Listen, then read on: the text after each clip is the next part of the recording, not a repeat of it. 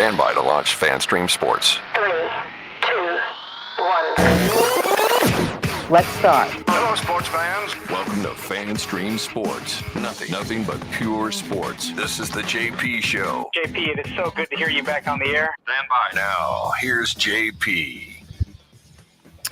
All righty, it's a football Friday. Welcome into another edition of the JP Peterson Show. We got a lot more than football, though, to talk about today. Lots of fun stuff. Thanks so much for joining us here. And remember, you can always watch and listen as a podcast on Apple and Spotify. Well, I guess you can't watch there, but you can always watch on YouTube, on Facebook, and on our X channel as well. Good morning to you, IndyCar Tim Ham, joining me from our DSP affiliate in Dallas. What's up, partner? Good morning, and we got to do some selfless promotion here, JP. As you can see, the attire I'm wearing today. Oh, our new FanStream Sports T-shirts available at fanstreamsports.com. Just click on the merch button at the top of the page. We got merch, and there's even JP Peterson Show merch in there. Oh, come on. There's JP Seriously? Peterson logoed merch in there. Just go click on merch at the top of fanstreamsports.com and place your order today. Wow, I'm gonna have to get one for myself. This isn't one, but we got tumblers and beer mugs and all sorts of stuff in there for you. Oh, wow. All right. No, the capital campaign's coming through. I love it. Let's go. Let's do it. We are growing. We are expanding like my belly. It's fantastic. Oh, man. I tried to get a free X t-shirt this time around. Right. Yeah, you need that. We got lots of football to talk about. Scott Carter will join us from Stark Vegas. I don't know if he's there yet or not.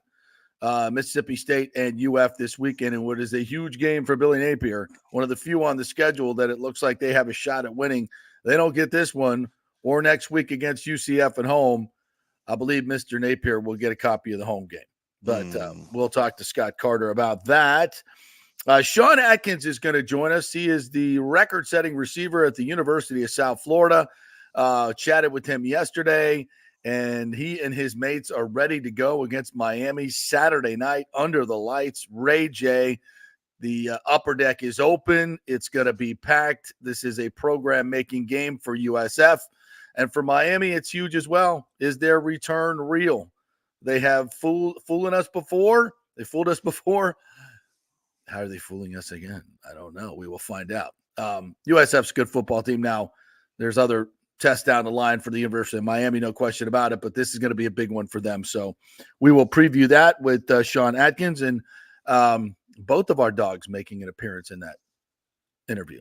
So that's something to look forward to. You get to meet his dog. Yeah. All right. And Jeff Thidoff is going to join us with fantasy football expert. He will I didn't know that he has a company that he runs teams for people. That's a really interesting idea. FantasyDraftProxies.com. Wow. And he does. They will do your draft. They will do your draft draft or manage your team for you throughout the year. Wow. That's it. So if you don't have time to do it and you want experts doing it, there you go. Impress your friends and impress your wife. Don't tell anybody. You don't have to tell anybody. You can just make them think that you're the expert. Isn't this a great world we live in? Nothing is real. Nothing is real. Nothing is real. And Brittany Lincicome is going to join us. Obviously, our hometown hero. Brittany is fresh off a win at the Solheim Cup as one of the vice captains. Of course, she was a two-time winner as a player. Now as a vice captain, a rousing win for the United States ladies who have not won the Solheim Cup in 7 years. It used to be our little toy that we played with, and then the rest of the world caught up in a hurry. And now we took it back in an incredible, football's going on. I'm sure a lot of you guys missed it, but I went back and watched some of the highlights and watched a little bit of it live, and it was a hell of a competition. So we'll chat with Brittany Lincicome, see what she's up to, and enjoy that U.S. win. We don't get many anymore. It used to be we'd win everything, right, when we were growing up, but not so much anymore. So we'll talk to Brittany Lincicome at 11:30. So that's a show right there, partner. That's a show. If you were paying for the show, you'd actually think, you know what? I'm getting my money's worth here. Everybody buckle up because it's going to be a fun ride today. Yeah, we're going to talk some FSU. We're going to talk some Bucs and Broncos and get after it. All right. So let's get after it. Should we just give a nod to Aaron Rodgers and Shohei Ohtani on what we saw last night? We're Tampa Bay well- centric. We do all that, folks. We love sticking with the Tampa Bay stuff, but I think we need to give a nod for what we saw last night. Well, I mean, I will definitely give the nod to Shohei Ohtani, who I've been touting for 2 years as the greatest baseball player of all time, and finally people are starting to come on board. JP, he's not even pitching yet. He's going to be pitching next year, too. He may be pitching in the playoffs. I just heard Jeff Passan say that he got a video from one of his trainers where he's on the bump with all his repertoire, throwing the splitter, the fastball, everything. Really? Yeah. Can you imagine game whatever? I won't even say game 7 because the way he's playing, I don't think he'll get to a game 7 in the playoffs. He comes out and closes, hits 2 home runs and closes it out with a 90-mile-an-hour split for 95-mile-an-hour split finger that dives off the table to strike out whomever. Yeah. I mean, are you kidding me? This guy is, in case you missed it, 6 for 6 last night, 3 home runs, all off of different pitches, by the way. 10 RBI. 2 stolen bases. 2 stolen bases, and created, I won't say joined, created the 50-50 club. All in one night. The first player in the history of Major League Baseball for 50 home runs and 50 stolen bases. In case you didn't know. That's what I meant by creating the club, because there's no club to join. No one's ever done it before. Now, if you look back in the history of baseball to accomplishments, I don't even think it's arguable, really. The combination of power and speed, and let us also recognize that in this day and age. Now, Babe Ruth hit 60 home runs in a year when no other American League team combined for 60. Mm-hmm. So that is, I think to try to even put that in perspective is kind of weird. Like, I don't think you can. I mean, that's just otherworldly. I mean, think about that other teams didn't accomplish what one guy did in terms of hitting home runs. That's how off the planet Babe Ruth was. And the fact that record stood for so long until Maris beat it. I mean, that's just, I almost have to give a nod to that, but it's more singular. Even though Babe Ruth could have pitched, he stopped pitching, but he could have pitched in those days and been as dominant as he was early on in his career. So, I mean, we're obviously recency bias will get us here as that happened over 100 years ago, but I just don't think I've certainly never seen anything like Ohtani. I don't know. I don't want to say we never will, because Lord knows what the future holds. Yeah. But the dude is just incredible. I've never seen anything like it. I mean, I don't know what to say. I mean, it's just again, it's never been done before. This type of season that he's having, the numbers that he's putting up in the categories that he's putting them up in, and everybody for my entire 53-year existence has always touted Babe Ruth as the greatest player ever because he could do it from the mound and from the plate. And not everybody's been given that opportunity, but when he was given that opportunity, he showed that he could do it at a high level for a long time. Everybody forgets he pitched for a long time for the Red Sox before he became a home run hitter. He won World Series as a pitcher for the Red Sox before he went to the Yankees. But Shohei Ohtani is doing it, I feel like, he's pitching well in a time that favors hitters. And it's easier for hitters to put up numbers than it is pitchers to put up their low numbers. And Ohtani's being successful at both of them. Well, this has been a down year offensively for the league. I mean, the ball is supposedly dead, right? And he's still hitting 51 home runs. Right. And may get to 60. Who knows? It's insane. Can you imagine he hits 60 home runs? And when he signed for $700 million, we were all like, "Oh my God, are you kidding me? Like, what? How can you be worth $700?" Okay, I think I was one of those people too. But might be underpaid. And I don't even know what the numbers are in Japan for people watching him. But I'm guessing they are off the charts, and those are all dollars that come to MLB and the Dodgers specifically that kind of pay for it. And I have to chuckle as I think back to the Rays fans were like, "Ooh, let's go get Ohtani. We're going to be in it on Ohtani." Oh my gosh. Oh my God. Evan Klosky, friend of the show over at Channel 10, put out an interesting tweet. Said if the Rays would have won every game where they held the opposition to 2 runs or less in September only, they would be 1 game out of the wild card. That's how bad their offense has been. Oh, And thank you for trading all our best hitters and never going out and signing any hitters in the past franchise history. I mean, it's silly. And it's so tantalizing to say, oh man, next year's going to be great. Sugar Shane's coming back. Springs will be healthy. Everybody will be healthy. Erasmus, our pitching staff's going to be off the freaking chain.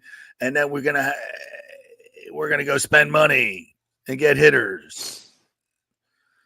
No, you're not. No, you're not. This is why I love a baseball that's just been sucked out of my soul by Stu Sternberg. This pitching staff could own the league, and this team could win 100 games if they just went out and signed 2 legitimate hitters. yeah. Especially in conjunction with the young players they got. You can afford 3, by the way, and you need 3 at positions you're wide open at. Go out. If they went out and got 3 legitimate hitters and took their $45 million payroll to say, I don't know, 110. I mean, imagine what you could do with $60 million, $65 million in free agency to go out and buy some offensive players. I mean, to match with this pitching staff? Are you kidding me? My God, what an opportunity. We got a $700 million mortgage now. How are we going to spend money? We got to pay for the stadium. All right, that's enough Braves talk. Yeah, by the way, here in North Texas, we're a little down in the dumps because the Rangers were eliminated from AL West contention yesterday. You had your time. Shut up. And we're still 7 games back of the wild card at 73 and 80, but it ain't happening. I relegated this mid-season that they weren't going to do anything this year. So it's just fun watching them finish off the season. Adolis Garcia hit more home runs yesterday, and everybody's playing well, but we can't pitch right now. We're going to lose Max Scherzer. We'll have DeGrom next year. Valdi's a free agent. I'm kind of in the baseball dumps right now.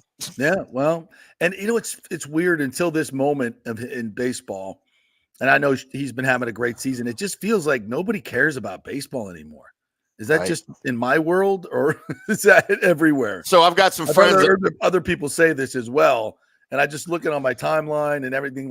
Nobody really cares about baseball anymore. No, and I've talked to some friends out on the West Coast, because the year Ohtani's having, I can't believe we haven't talked more about it, that it's not more in the news, that, even on the national news and the national stuff, but it's really not because it's baseball. And my friends out on the West Coast, they're like, well, it's all anybody's talking about over here is the Dodgers. Even non-Dodgers fans up and down the West Coast. Holy crap, did you see Ohtani last night? It's a big deal there. I hope so. But it's not anywhere else. Yeah, weird. So, I mean, because the Yankees have made the playoffs. I mean, the Phillies are hot. What their run differential is this year? What is it? They're plus 132. It's a run differential right now. I mean, the Yankees are a good ball club, and it's like nobody cares. Nobody cares. Huh? Interesting. Well, I had some Red Sox fans that went to the game last night and got to witness no runs by the Red Sox. So, the Rays win 2. It's like, how boring could it be? Man, it's all right. Sweet. We got football this weekend. We got lots of. So let's get into it. So, Bucs and Broncos coming up on Sunday, and look, the Bucs are banged up, man. They are really, really banged up, and I shouldn't be worried about this, but I kind of am. Is that fair? I mean, well, it's okay to be worried about it.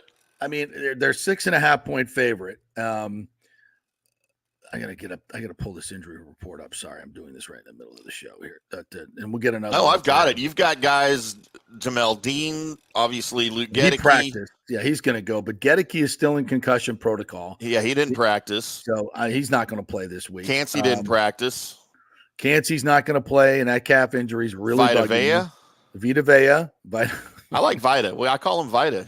Vita Vea. Vitamina Vegemin Vea. I take that every morning. A little Vita Vea. That's what I imagine his first name is. Vita Vita Vegemin. Vitamina Vegemin Vea. All right, mate. Of course, Rashad White was limited, so it looks like we're going to go over on everything Bucky Irving this week. Absolutely. Yeah. Antoine Winfield Jr. still hurt. So, and you say, well, listen, here come the Broncos. They're 0-2, but their defense is not bad. And both of their games have been one-score games. So, like, this is the NFL, and we see upsets each and every week. And if you're not on it, you're going to get beat, even with this group coming in. Now, I feel like, and especially you have an emotional win at Detroit, a very physical game for a defense that played 83 freaking plays. No wonder Todd Bowles has them doing walkthroughs this week. They haven't practiced very much. I think today's about the only day they're really going to get going at full speed or what's close to full speed, which is probably the right play. His team is tired. But now, when you go through a week where you really don't practice hard, it's hard to get up for the game. It's like, you're in a kind of a no-win situation. Do you practice them and they'll come out flat, or do you not? Bowles has got a good feel for his team, and they play hard each and every week. So I don't think they're going to have a dud.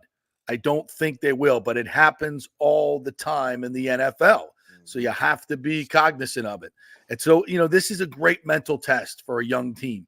Can you put to bed what was a monumentous win against the Detroit Lions and a physical game, especially for the defense, and come out here and take care of business? Now, this is where your offense really needs to step up. They were bad last week. They were not good statistically. They made plays when they needed to win the game. Let's give them credit for that. But 215 yards total ain't going to get it done. You scored enough points to win. You get 20 points to win. But this is a week where you need your offense to set the tone early on in this game. Get a 2-score lead. Come out and score a touchdown on the first drive for the first time in 21 games, the longest streak in the league. Set a tone. Get Denver down. It'll be hot. They don't want any of this. They're 0-2. You got a new starting quarterback. Get a couple of picks in the first half. Get him thinking about what's going on. He's already leading the league in interceptions with 4. He broke it down post-game. I drop back. I throw it to the other team. Keep it going, Bo Nix. So let's get your offense out, get a 2-score lead, get the crowd into it, get the momentum going, get the Broncos thinking, I really don't want to be here. It's freaking hot. These guys are good. They're knocking the shit out of us. Let's just go home. Yeah, take care of business and do that. Let them hang around. And you're kind of down. If you come out flat, they make a couple of big plays, and now you're in a dogfight. Now you're in a dogfight that you didn't want. And you got the Eagles coming in next week. So, this one to me is really on the offense. Get after it early on, run the football, be balanced, get a couple of big plays, get out in front, and then let your defense eat a little bit on Bo Nix. That to me is what you kind of really need to see. And it's, and this is good complementary football, right? Your defense went out and won you a game last week in a big, big way. Right. So offense, you pick up the slack this week. It's a Broncos defense that is good, not great. It's good.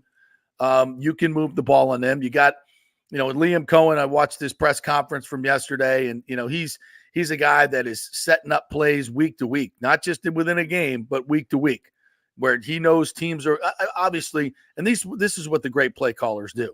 They'll set up things the week before or just build off them. And you're calling a certain amount of plays. All right, so they saw this. We ran this with success. We had the boot action or whatever it is we were doing. We had success, so they know that's coming. So what do we want to run off that will complement what we did the week before? Well, that's when you get some of the really, really good calls, and that's what the great play callers do. They not only sequence drive to drive within a game, but they sequence within a couple of games and within a season too. They're working off things and get better as the season goes on, and they evolve.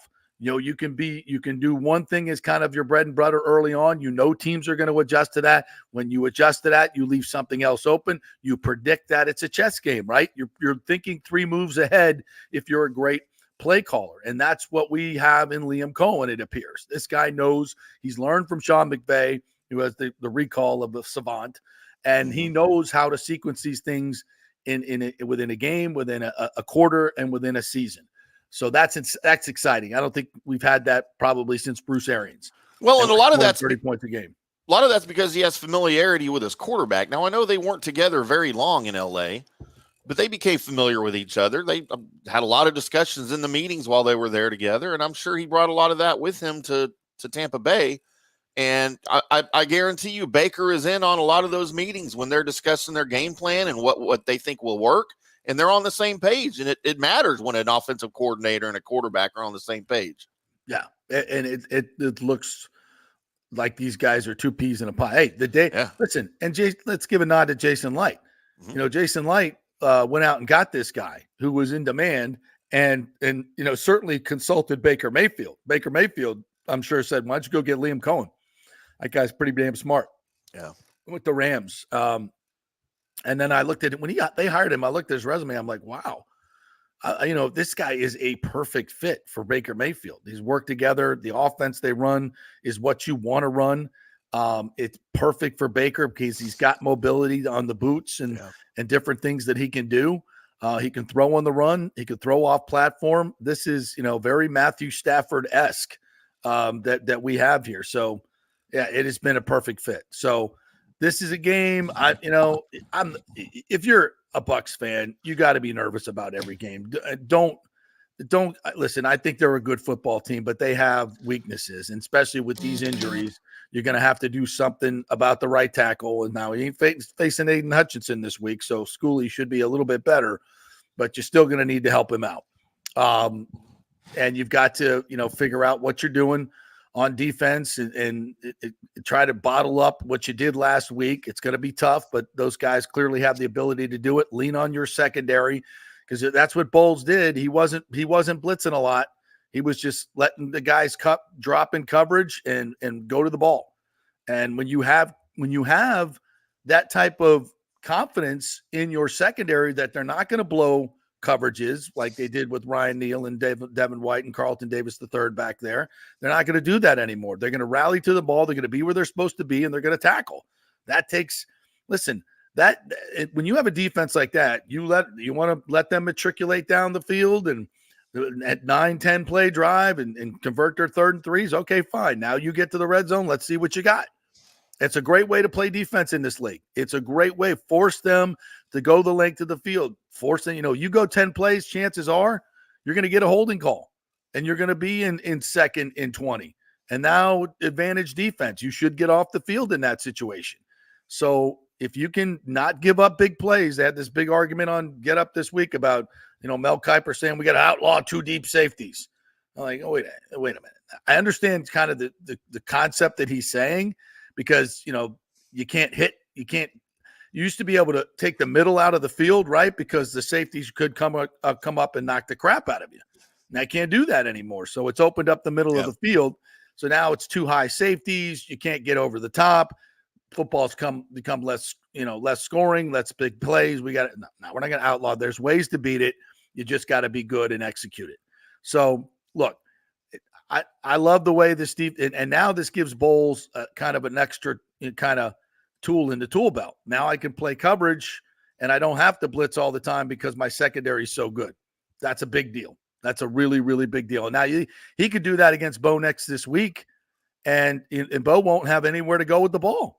And chances are he'll probably throw 2 or 3 picks if he's going to have to drop back that many times. So we'll see. I think it's advantage Bucs. But again, there's always a chance. There's always a chance.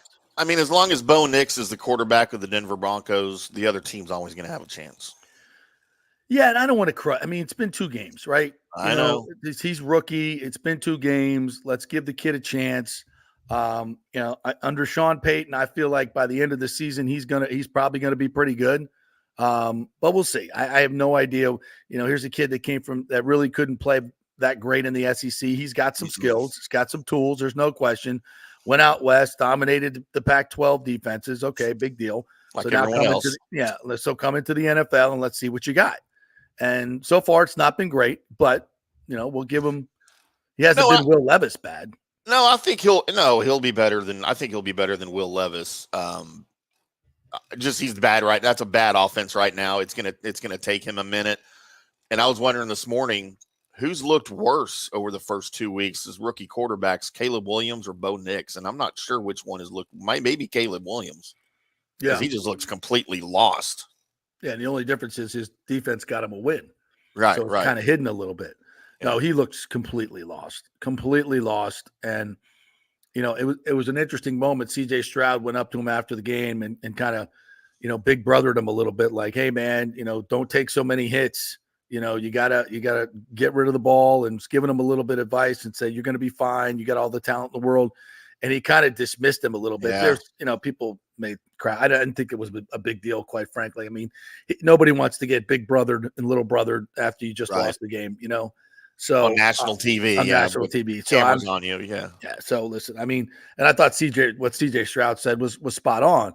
Yeah. But I've said this about Caleb Williams. You can't freelance your way in the NFL full time. You got to learn how to play within the structure. Defenses are too good and too fast.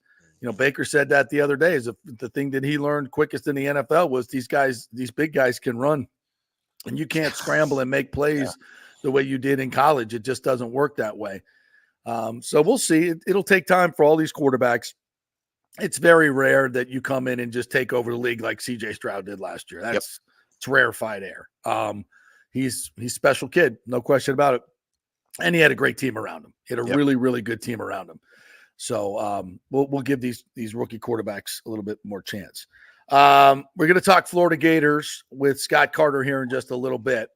But I want to also hit on FSU here before we get out of the first segment here. Look, it appears that DJU is going to get the start, although I do hear some people saying that there's a chance that Brock could definitely get some time in this game. Talking about Brock Glenn, their backup quarterback. The entire fan base, if you haven't been watching this, the entire fan base is in an uproar about, it's just as obvious. I've never seen a more obvious quarterback change situation in 40 years of covering football. Never. And I've never seen a situation where it's virtually unanimous. I don't hear one critic, one football analyst, one fan, one anybody saying that DJU should not be sat down. But yet the stubbornness of Mike Norvell is really out of character for him. He's a guy that has always been good at making changes and adjustments when they need to be made. FSU was the best second half adjustment team in the league, I thought, last year in college football. They were so good. And for some reason, there's been no adjustments on the field this year and no adjustments during the week. And the personnel's decisions, it's just very I don't know. It's so out of character. You watch his press conferences. He seems very unsure of himself and very just displays a lack of confidence in what he's saying. And it just, I don't know, man. It's just weird. And Cal is a decent football team, and you can make the argument it's the best team that they faced this year, and they are 0-3. Cal can play defense. Teddy Buchanan may be the best defensive player in the nation. It's this linebacker that they transferred from UC Davis. The kid is unbelievable. He just tackles everything. I think he had 11 tackles last week, 2 tackles for loss, the forced fumble, just owned Auburn. They went into Auburn and won that game, forced 5 turnovers. Yeah, I'm talking about Cal football. Yeah, FSU's scared of Cal football coming to Tallahassee and beating their ass. Yes, absolutely, 100%. Now, their offensive line is not great. Their offense in general, Fernando Mendoza, their quarterback, is experienced. He's good. He's accurate. He's got a few weapons. They're getting some of their running backs back, but the offensive line is not great. There was some hope last week of the FSU defensive line. They played better against an inferior offensive line, nothing like BC or Georgia Tech put out there. So I think it's similar. They should be able to hopefully stop the run, but this guy can throw the football and they can score. So FSU's a 2.5-point favorite. I don't know why. Cal's the better team. I'm still going to bet on the opposition until FSU can win a game, but we'll see. If he goes with DJU and continues to let that offense struggle, he's already lost the fan base in terms of that. And I think just one change at quarterback with a mobile quarterback who can make some plays and take advantage of some of the athleticism that they have in these skill positions. Everybody says their receivers suck.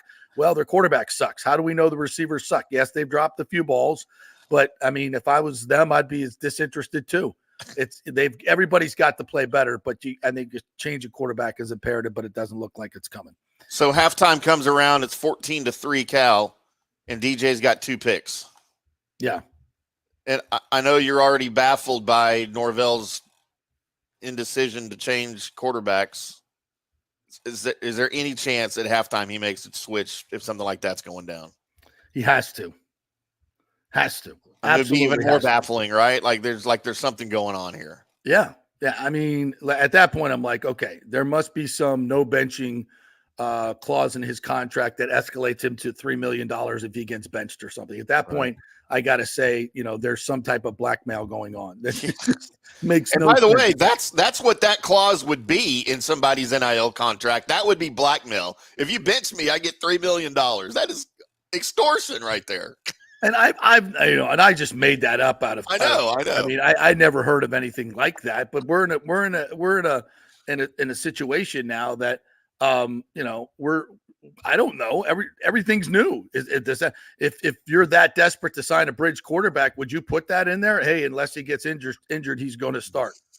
I mean, is that an even possibility? I hope not. Yeah. I mean, I don't know why anyone would sign that. I wouldn't sign that if freaking DJ Lagway was transferring. No. Let alone DJ Pooh. Because you don't. Are you kidding me? But I don't know. I mean, what answer do you have at this point? There's just absolutely no football reason to continue to put him behind center. There's none. And Mike knows football better than all of us. So what the hell is going on? I want to know. It's baffling. To not put him in last week? To not put Brock in last week after that early performance? I mean, at what point? And then you're just telling all your recruits, we'll recruit you, but we're just going to go get guys out of the portal to take your spot. Who the hell is going to want to come to Florida State? You're not going to get to play when this crap is happening. He's messing with fire now. Now you're screwing with your future recruiting by doing crap like this. Yeah, not good. All right, let's take a break. Quarterback he's recruiting. Yes, exactly. Good luck recruiting a quarterback after that. This disaster. All right, we'll take a quick break. We'll come back, and Scott Carter will join us. We'll talk some Gator football here, and it's got to be a must-win at Mississippi State. We're brought to you by the Jeeves Law Group. The Gator Report is brought to you by the Jeeves Law Group, JEEVES lawgroup.com. It was great to have Scott Jeeves on with us yesterday to set us straight on what's going on in the FSU ACC Clemson lawsuits. That was great. You can check that out on our YouTube page, yesterday's show, if you missed it. The Jeeves Law Group, everything you need to know about. If you have any legal questions, call them. They'll take care of you with a free case evaluation. JeevesLawGroup.com. Back in 3. September is here, and it's time to celebrate with the stunning birthstone of the month. It's Sapphire at the Gold and Diamond Source. Known for their natural beauty and glamorous allure, Sapphire's truth, sincerity, and faithfulness make it the perfect stone for September. During the 40th anniversary, you can find a special selection of this precious gemstone, from stunning rings and necklaces to elegant earrings and bracelets. Steve Weintraub handpicks every piece for its brilliance and its quality. The expert staff will help you find the perfect gift, whether it's for a loved one, a special occasion, or just to treat yourself. Visit the Gold and Diamond Source today, where you'll always find the perfect gift. It's more than jewelry, it's love. At the Gold and Diamond Source, 3800 Olmerton Road, always online at thegoldendiamondsource.com. Hey, it's football season, so we welcome back the FSU Football Report every Monday and Friday on the J.P. Peterson Show, sponsored by those huge FSU fans at Italiano Insurance. They'll save you money as well. Just do a quick insurance checkup, 813-877-7799. They just saved me $500 on homeowners insurance. Who's doing that? Yeah, they just shopped it around, found a better, cheaper company, and we got a cheaper price. And business insurance. Make sure you're covered or you could lose your personal wealth. That's 813-877-7799. ItalianoInsurance.com. Go Noles. Hey Tampa Bay sports fans, this is two-time LPGA major champion Jane Geddes here. After winning the US Open and 10 other LPGA events, I wanted to try something completely different. So I came right off the top turnbuckle and landed in the crazy world of WWE. And yes, you heard that right. That's WWE. Working for the Vince McMahon as the VP of Talent Relations for the company. Now, though, I want to work for you. Everything I've done in my life, I've done with incredible passion. And now I've turned my focus to leading the best real estate team in Tampa Bay, the Gators Gordon Group with Keller Williams in South Tampa. If you're looking for a new home, an investment property, or looking to sell your current home, we will give you major championship level service. When you choose Gators Gordon Group, you become part of our inner circle, like family. So if you're looking for a few golf tips or a golf course view, we're going to stripe it right down the fairway. Call me at 813-485-6808 or go to gettysgordongroup.com, or again, give me a ring at 813-485-6808. JP here for Third Generation AC and Plumbing. And Third Generation really says it all, folks. The owner, my friend John Rodriguez, has been in the AC and plumbing business since 1995. They built their business on honest assessments and doing great work on time for a great price. Simple, right? Did you know many AC techs are incentivized on big commissions to sell new AC units, and you might just need a drain cleared? So if you want someone you can trust, that's John Rodriguez and Third Generation Services. Check out the 5-star Google reviews. If you have a plumbing or AC emergency, call 813-961-8024 and a human will answer the phone. That's 813-961-8024 or go to thirdgenerationplumbing.com. Ciao, Paolo Tini here, owner of Caffè Paradiso, one of South Tampa premier traditional Italian restaurant. We were recently voted number 3 on Open Table list of Tampa Bay's top 10 restaurants. We're very proud of that because we take great care of preparing each dish by hand with homemade sauces, pastas, only the freshest local ingredients. You won't see the big institutional vendor trucks pulling up to our back door. We get our seafood from local vendors. Sometimes I even drive out to Topper Springs and pick out our daily catch right off those boats. So stop by and say hello. Try our traditional lasagna, the fresh veal, some of our signature dishes like capelli al granchio, that is angel hair with lump crab meat, our branzino, that is a sea bass. We're located at 4205 South McDill, and you can make a reservation on Open Table and read all the great reviews. See you soon. Ciao. Grazie. Let's go. Right now. Back to the show on FanStream Sports. All right, welcome back to the JP Peterson Show. Yes, I am, by the way, sporting my USF stuff today. What is it? There you go. You can see the coaches golf tournament that I MC the events usually. I don't know. They didn't ask me last year. Maybe that's why they're winning this year. Could be. Could be. Yeah. Welcome back. Let's talk some Gator football, though, with our good friend Scott Carter from FloridaGators.com. Hopefully you're reading Scott Carter's opening kickoff on FloridaGators.com. He's in the building! As it is a must-read for all you Gator fans. Brought to you by the Chiefs Law Group. What's up, Scott? How are you? Hey, good morning, JP. Yeah, the big game of the week, I guess, is in Tampa, huh? USF Miami. That's right. That is. We got two games. We got a 1:00 NFL game on the same field. I don't know how the hell they turned that around. So, yeah, we got the battle for the championship of the state of Florida, right? If USF wins it, then they'll have a win over the team that beat Florida and the team that beat Florida State. Look at I'm already putting that in the Miami column. That's so bad. But, yeah. USF has a chance to claim state title, I guess. Well, yeah, a little different season so far for the Florida schools. But Gators take it out to Mississippi State. Be listening to some cowbells tomorrow afternoon. It's so bad. So are you going to Stark Vegas?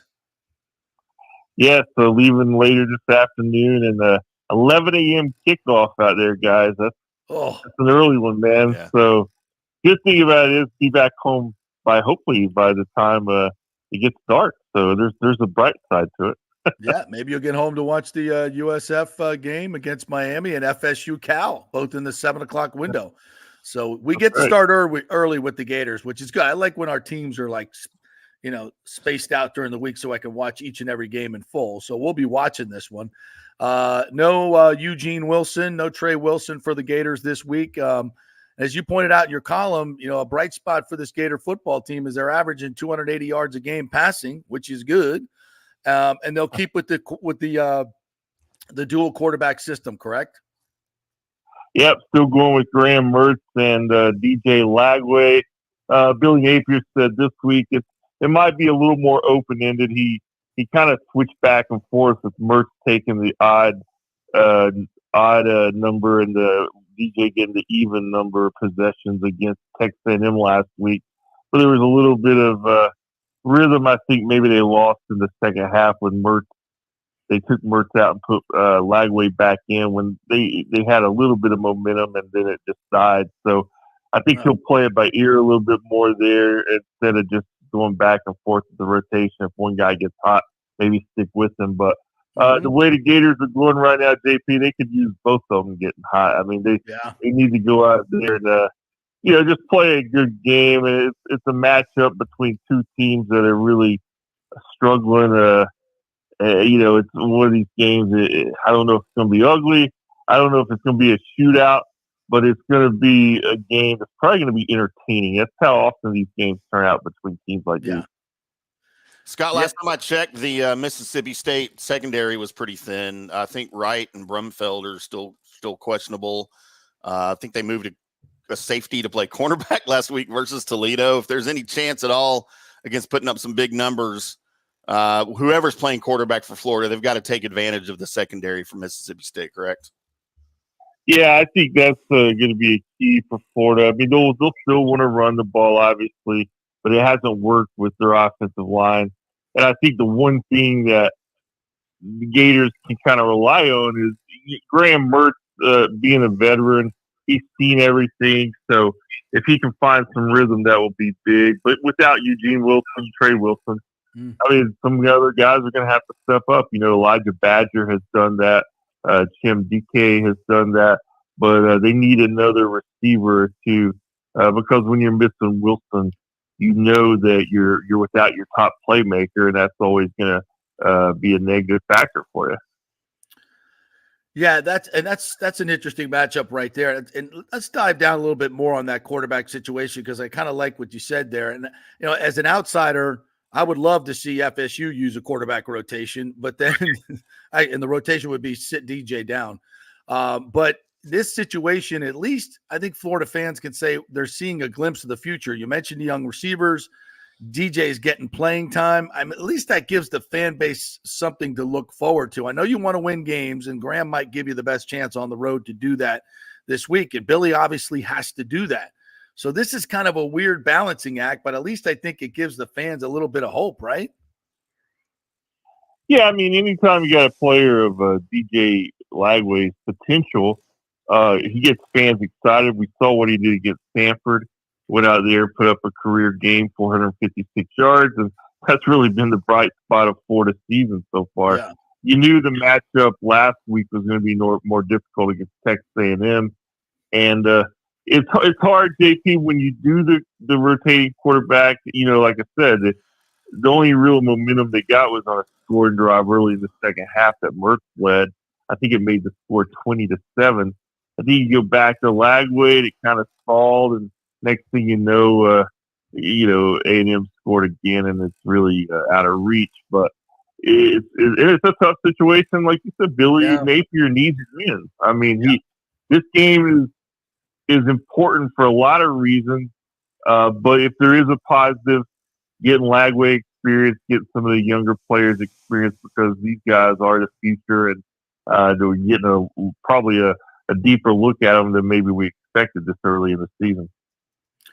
Yeah, I was reading some of the numbers in your opening kickoff column, and I didn't even realize this, but Florida's not won a game against an FBS team in 7 games, and got 7 in a row. Between the two of them, they haven't won an SEC game in 10 games. Either one of them hasn't won an SEC games in their last 9.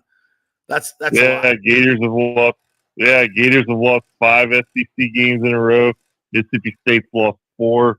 Obviously, this is Mississippi State's opener this year, but this is a team that's coming off a 24-point loss at home to Toledo last week. Woo. So Jeff Levy, the first-year coach, I mean, this guy, it's kind of a rebuild project. He's a well-known offensive coordinator, from his days at Oklahoma, and spent some time at Ole Miss and even UCF. So he's been in some good programs. He's got a proven track record on the offensive side of the ball, but anytime you take over a program, it needs some time. So I think he's got some patience there in Starkville that obviously has kind of run out in Gainesville with Billy Napier. And now for Florida, you saw the reports out this week. I mean, all the buzz is about when the change is going to happen, not even if. And the only way the Gators can alter that narrative at all is to start stacking up wins. And it's going to be difficult, I mean, with this schedule. So that's just where the Gators are right now, guys. Yeah, so you got to win at Mississippi State, given their situation with the Toledo. It just makes it even worse. And then you got UCF coming to Florida, and that's the UCF team that pulled off a miracle last week against TCU and is playing good football. It's going to be their freaking game of the year. That to me, I mean, we'll talk about it next week, but these two games, if you're Napier, you got to have them, because then the onslaught happens. And I don't know if he goes 1-1, can he survive? Maybe, but I would say don't lose. I don't think he can lose either one of them, but it's a tough situation. No, it is, and you can feel the pressure this week. I mean, you can sense there's just a cloud over the program right now, and that's what happens in these situations. We've seen it before at Florida and at other schools, and it's not fun for anybody. And they haven't played, I don't think, necessarily up to their potential, but also we've seen some glaring weaknesses there, especially on the line of scrimmage, that I don't know if you can fix that in season, JP. To me, from what I've seen, you just need better players. And, of course, now they're losing some guys to injuries. So that compounds the problems, And defensively, obviously, that's been, from a number standpoint, a disaster for Florida for a while now. Is there any sense that it gets better? I mean, obviously, they're getting more players injured. Or do they feel like scheme-wise that they're just making so many mistakes? If they just clean it up, they can be better? What are your thoughts defensively?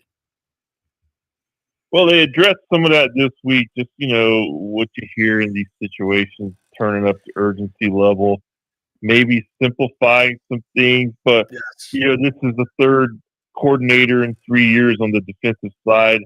And, again, it's just hard to do these things in season when you're losing players and you also have a roster that is not as talented as the teams you're going to play. So it's a dark picture right now.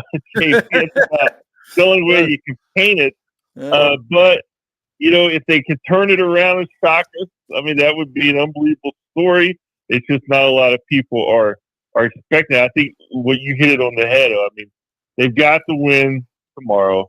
They've got to take care of UCF at home. And then you just go from there with maybe some renewed confidence. Yeah, you get a little momentum. And we've seen teams, Graham Mertz talked about it the other day. He was on a team at Wisconsin that started out 1-3. Then they won 7 in a row and went to a nice bowl game. So it can be done, but a lot has to go right. And unfortunately for the Gators, not a lot has gone right through 3 games. Very true. All right, my friend, remind everybody how they can get your content and what you guys are going to be doing this weekend to cover the Florida Gators game at Mississippi State. Yeah, I got a couple other things coming up this afternoon on the game at FloridaGators.com. And then, I'm going out there to cover the game, and we'll be live on Twitter during the game at Gators Scott, or X, I guess we call it these days. That's right. And we'll see what happens. I'll try to record some cowbells for you guys and send them in. So at least you can hear them. That's okay. So how do you get to Starkville? Do you fly into Jackson and drive, or do they have an airport there? Is it covered wagon? You know what? We're flying. Well, believe it or not, I'm flying out there with the team. We're going to Tuscaloosa tonight. That's where we're flying to, and it's about an hour and so bus drive. Last time we went in 2018, we stayed in Tupelo. It was a later game that day, so I got up and took a walk over to Elvis's place. But of course, this one is going to be get up early, take the bus to the stadium, play a football game at 11 a.m., and hop back to Gainesville. So it's gonna be a quick turnaround. So they're staying in Tuscaloosa tonight.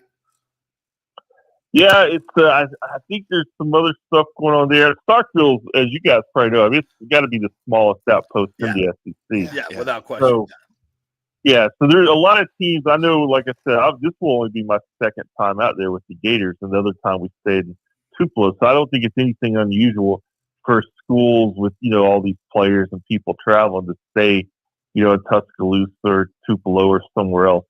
I don't know. It's a good question. Since I've never stayed in Starkville, I don't know if teams stay there or not. I don't think they do. Why would you? All right, partner. Great stuff as always. We appreciate you, Scott Carter. Have a good trip and get back safe. All right, thanks, guys. Thanks, Scott.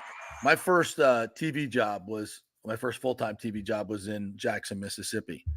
Gross. So we would drive 2.5 hours. It was Rocky Felker. Rocky Felker was the coach at Mississippi State. Rocky Felker back in the day. Nice fella. But they weren't very good. And they had who was their quarterback? Big hoss of a kid that could run. Anyway, they had a couple of good teams through the years, but Stark Vegas is just, it is a one-horse town. It's hard to believe that they actually play SEC games there. And that freaking cowbell is so obnoxious. You think it's bad at the Rays games. Oh my God. Holy crap. That's crazy. I guess you've never been to Starkville, have you? No, I've been to Starkville. There's nothing really to say about it. a little dot on the map. It's you don't think you're in an SEC town for sure. No. Did you drive through cotton field after cotton field to get there, and then it's just like this little. You see the stadium, and it's okay. Yeah, we drove there from Talladega.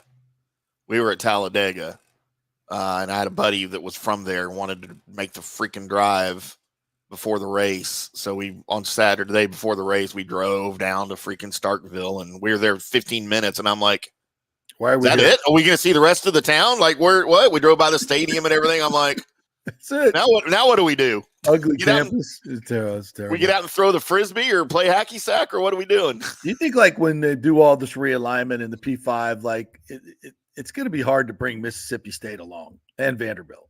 Like those two they just do not belong in the SEC.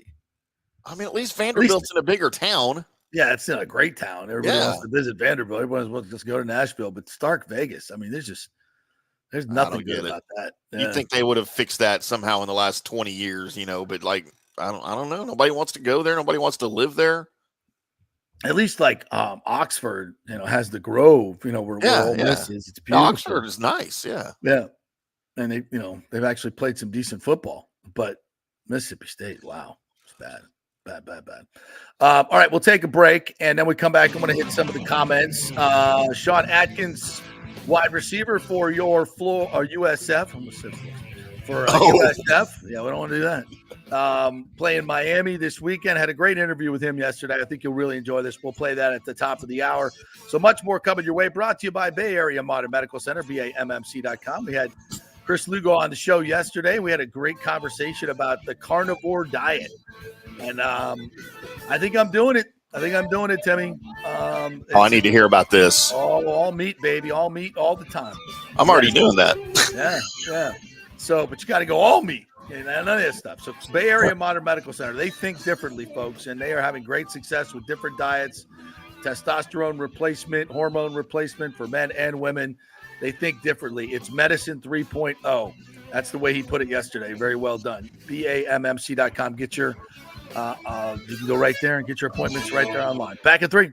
Hey, it's football season, and we welcome back the Gator Report every Monday and Friday, sponsored by the Jeeves Law Group, JEEVES lawgroup.com. Just go to the website. You can contact them through there. Scott Jeeves is a tremendous, aggressive attorney and a big Gator fan, so we appreciate him supporting this show and, of course, your Florida Gators. They are local, they are trusted, and they get results, whether it's personal injury or anything else, any law matter at all. It's the Jeeves Law Group, JEEVES lawgroup.com. Give them a call. Tell them JP sent you.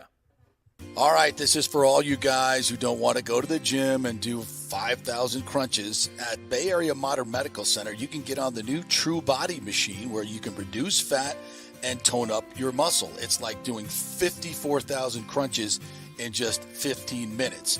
Define your body as you see fit. TrueBody offers personalized muscle stimulation that delivers the equivalent of those 54,000 crunches in just 15 minutes. Just get in touch with them at Bay Area Modern Medical Center, BAMMC.com. Chris Lugo and the team over there will set you up on TrueBody and get amazing results. Non-invasive with comfortable and little to no pain and zero downtime. You can isolate and target those areas that you want to improve and treat multiple areas simultaneously. It's an amazing machine, so check it out at Bay Area Modern Medical Center, BAMMC.com.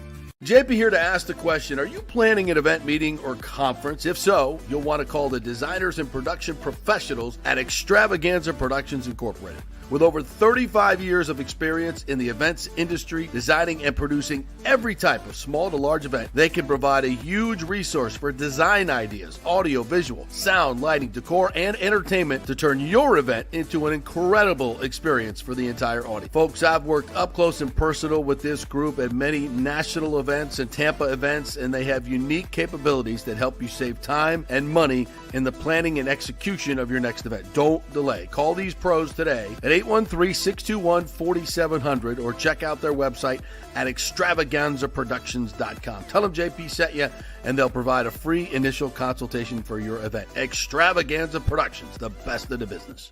Golfers, listen up. The hottest new driving range craze has come to Rogers Park in Tampa. The Top Tracer range is now open 10 to 9 p.m. And just like you see on TV, every shot is tracked for yardage and accuracy, giving you immediate feedback. And best of all, you can virtually play the top courses like Pebble Beach or St. Andrews with your buddies.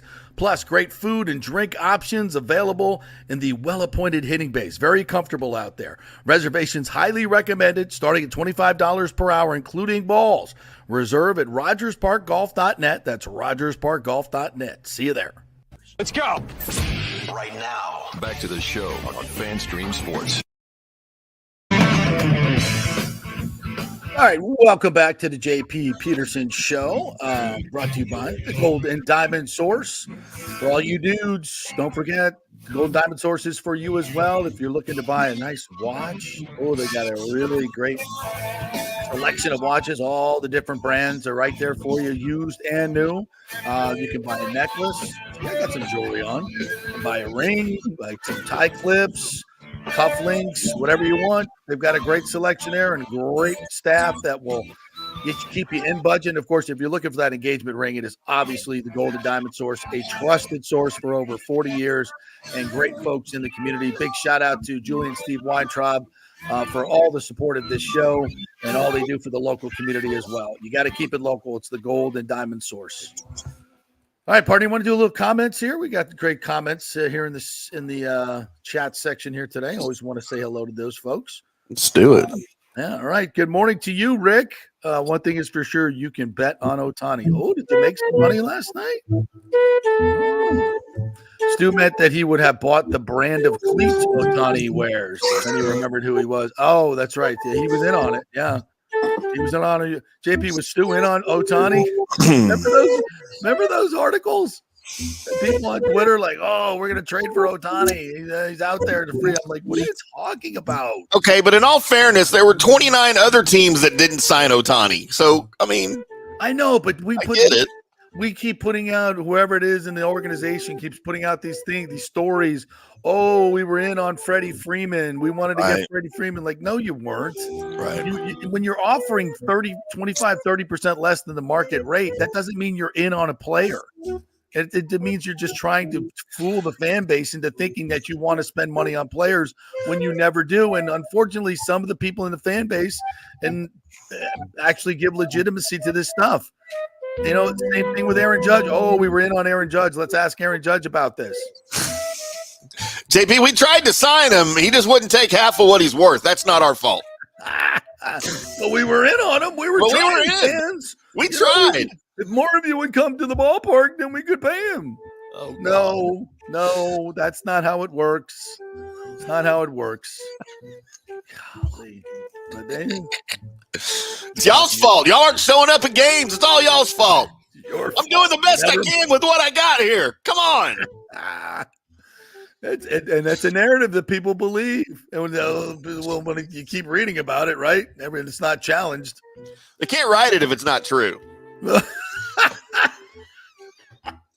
Just like you can't put it on the internet if it's not true. Speaking of which, I read an article today that was in The Athletic, and I couldn't believe it.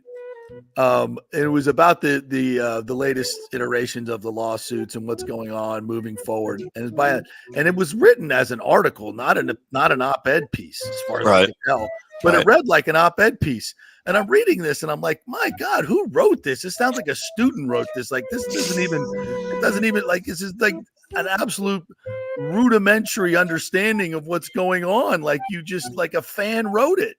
And I'm like, who the hell wrote this thing? I'll call this dude out just because it's my show. And I'm like, this is really ridiculous. And the guy's name is Brendan Marks. Like, and I'm like, okay. I said, I'm going to read his bio. I guarantee you he's from somewhere on Tobacco Road. Oh, Brendan Marks covers Duke and North Carolina basketball for The Athletic. He previously worked at the Charlotte Observer as the Carolina Panthers beat reporter. His writings also appeared. I'm like, yes. But he's a native of where? Raleigh, North Carolina. Oh, okay. Well, that guy, you hate Clemson and you hate Florida State because they've been whooping your ass for so long. And now I'm going to write a piece that basically says Florida State has no legal argument whatsoever. They have nowhere to go. Nobody wants them. And this is how it is. They should just tuck their tail between their legs and run back to the ACC and shut the hell up. I'm like, my God, bro, you put this actually appeared on The Athletic. Like, you know what you're talking about. It was embarrassing. I'm embarrassed for The Athletic. I mean, in all fairness, JP, I've seen the kind of people The Athletic they have way better writers. They have way better writers on The Athletic. They do. Some of them are. That's embarrassing. Good morning to you, Nathan Elliott. How are you, buddy? You know who owns The Athletic now, right? I know. So there you go. In case you don't know, it's the New York. Actually, I don't think they were ever great. They've always been in the pocket of the elites. Pretty bad. Yeah, it's awful. To even call it a newspaper is a joke. Mm-hmm. Bucs Basement says, also, I sold my Broncos tickets to a Bucs fan, not going to that 1 p.m. heat in September. Absolutely not. And for what's likely going to be a miserable game. Listen, man, it's hard to, I mean, it's brutal. It's brutal out there. 1 o'clock. It's bad enough to be out there where, if you can go out to a park and find some shade and, you're playing golf, you can sit in a cart, where you get some shade. If you're just out in the sun and you're in a crowd of people sitting next to people and they smell and they sweat and you smell and you sweat, it's like, wow, there's no reason to be playing 1 o'clock games in Florida. In metal seats and concrete stairs all around you. Oh, God. It's like a soup bowl. You're just marinating. Anybody that goes to that game on Sunday, God bless you. I mean, you're a true fan. It's hard. I mean, we go to look. I'm in the press box. They're feeding us. There's a buffet. I mean, I'll go. But I went to as a fan a few years ago to a 1 o'clock game. I took my kids to this game. That's probably 10 years ago, and my kids were like, Dad, like, this is not okay. Like, I know it was 100 degrees and there was no breeze whatsoever. We're baking in the sun. The football was not really that good. It's hard. It's hard for fansies. I know we're all soft. I know. But man, it is what it is. You're going to ask people to pay this much money. And it's not the Bucs' fault. They don't want 1 o'clock games. They do everything they can to avoid 1 o'clock games in September and October. They believe me. Like, no, please don't do it to us. Don't do it to our fans. But yeah, so this new stadium, if it's going to be a refab of Raymond James or whatever, they got to have some shade for the fans. Just if you're going to play these day games in September, you got to have some shade. It's just not doable. They need to put the fake roof on it like Hard Rock has, right? Where they just put the little roof around the seating area of Joe Robbie and drone tarp. That's better than nothing, right? Have we forgot the drone tarp? The drone tarp. Why are we not doing this? Yes, folks, it's my amazing drone idea tarp that I have. You take a bunch of drones and you have a tarp and you just fly it up and you just shade the fans and it moves. So there's no shadows on the field. So with the cameras don't get all freaked out. You can see everything. It just moves with the sun. And if it's overcast, you don't need it. But if you need it, you bring it back up. Just move it around. I'd be out there with my 22, just taking drones out one at a time. But yeah, but the drones that'll keep it up. Come on, man. You've seen these drones. They can do anything with these drones. Then you can sell sponsorship on the tarp. Hell yeah. You got a video board. You can put a freaking video board on it. Wow. Come on, man. Why are we not doing this? You're going to pay $450 million like they did in Miami to put on a roof? Or get your drone tarp. I can move it from stadium to stadium. Freaking unbelievable idea. Tarp. The drone tarp. Yes, Jeezy's with it. He's like, we need the drones. Yes. Fabric thing, just shake it. See how much? It doesn't even weigh much. Those can have little holes in it so the air comes through it. Come on, it's just a little bit of shade. And your sponsorships ideas, come on. Yeah. It's just like nobody took put a big Fan Stream Sports logo on it, and we're done. I have the dual stadium idea we've talked about here. That is attached. The baseball and the football stadium are attached. Then the roof slides over on each side. You have the superstructure in the middle with the casino and the restaurants and bars that feed both of them. Same parking lot, same everything. Freaking brilliant. Hey. I mean, they almost did that in Kansas City in the early 70s when they built Kauffman and Arrowhead at the same time, like right back to back. But if you like attach them. I don't think the technology existed for that back then. The sliding roof. Yeah. We have that now. We do. What they do for all these, most of these retractable domes are like sliding roofs. Why not slide it back and forth? There you go. And you can have, if it's a nice day, you have it open, right? Slide it over. It's more brilliant than I am. Certainly. It's pretty brilliant. Yeah. Nathan Elliott says JP and Tim are both invited to Lot 12 for our Bronco tailgate party. I'll be there at 9:00 in the morning, Nathan. Yeah, I'll be there at 8:58. I got to get my hand on some beer before JP gets there. Yeah. Yeah, those 1:00 games, I don't know how you guys do it. How about 11:00 Central in Mississippi? Like, how do you get to a football game at 11:00 in the morning without preparation? I mean, that's the Cotton Bowl here every year.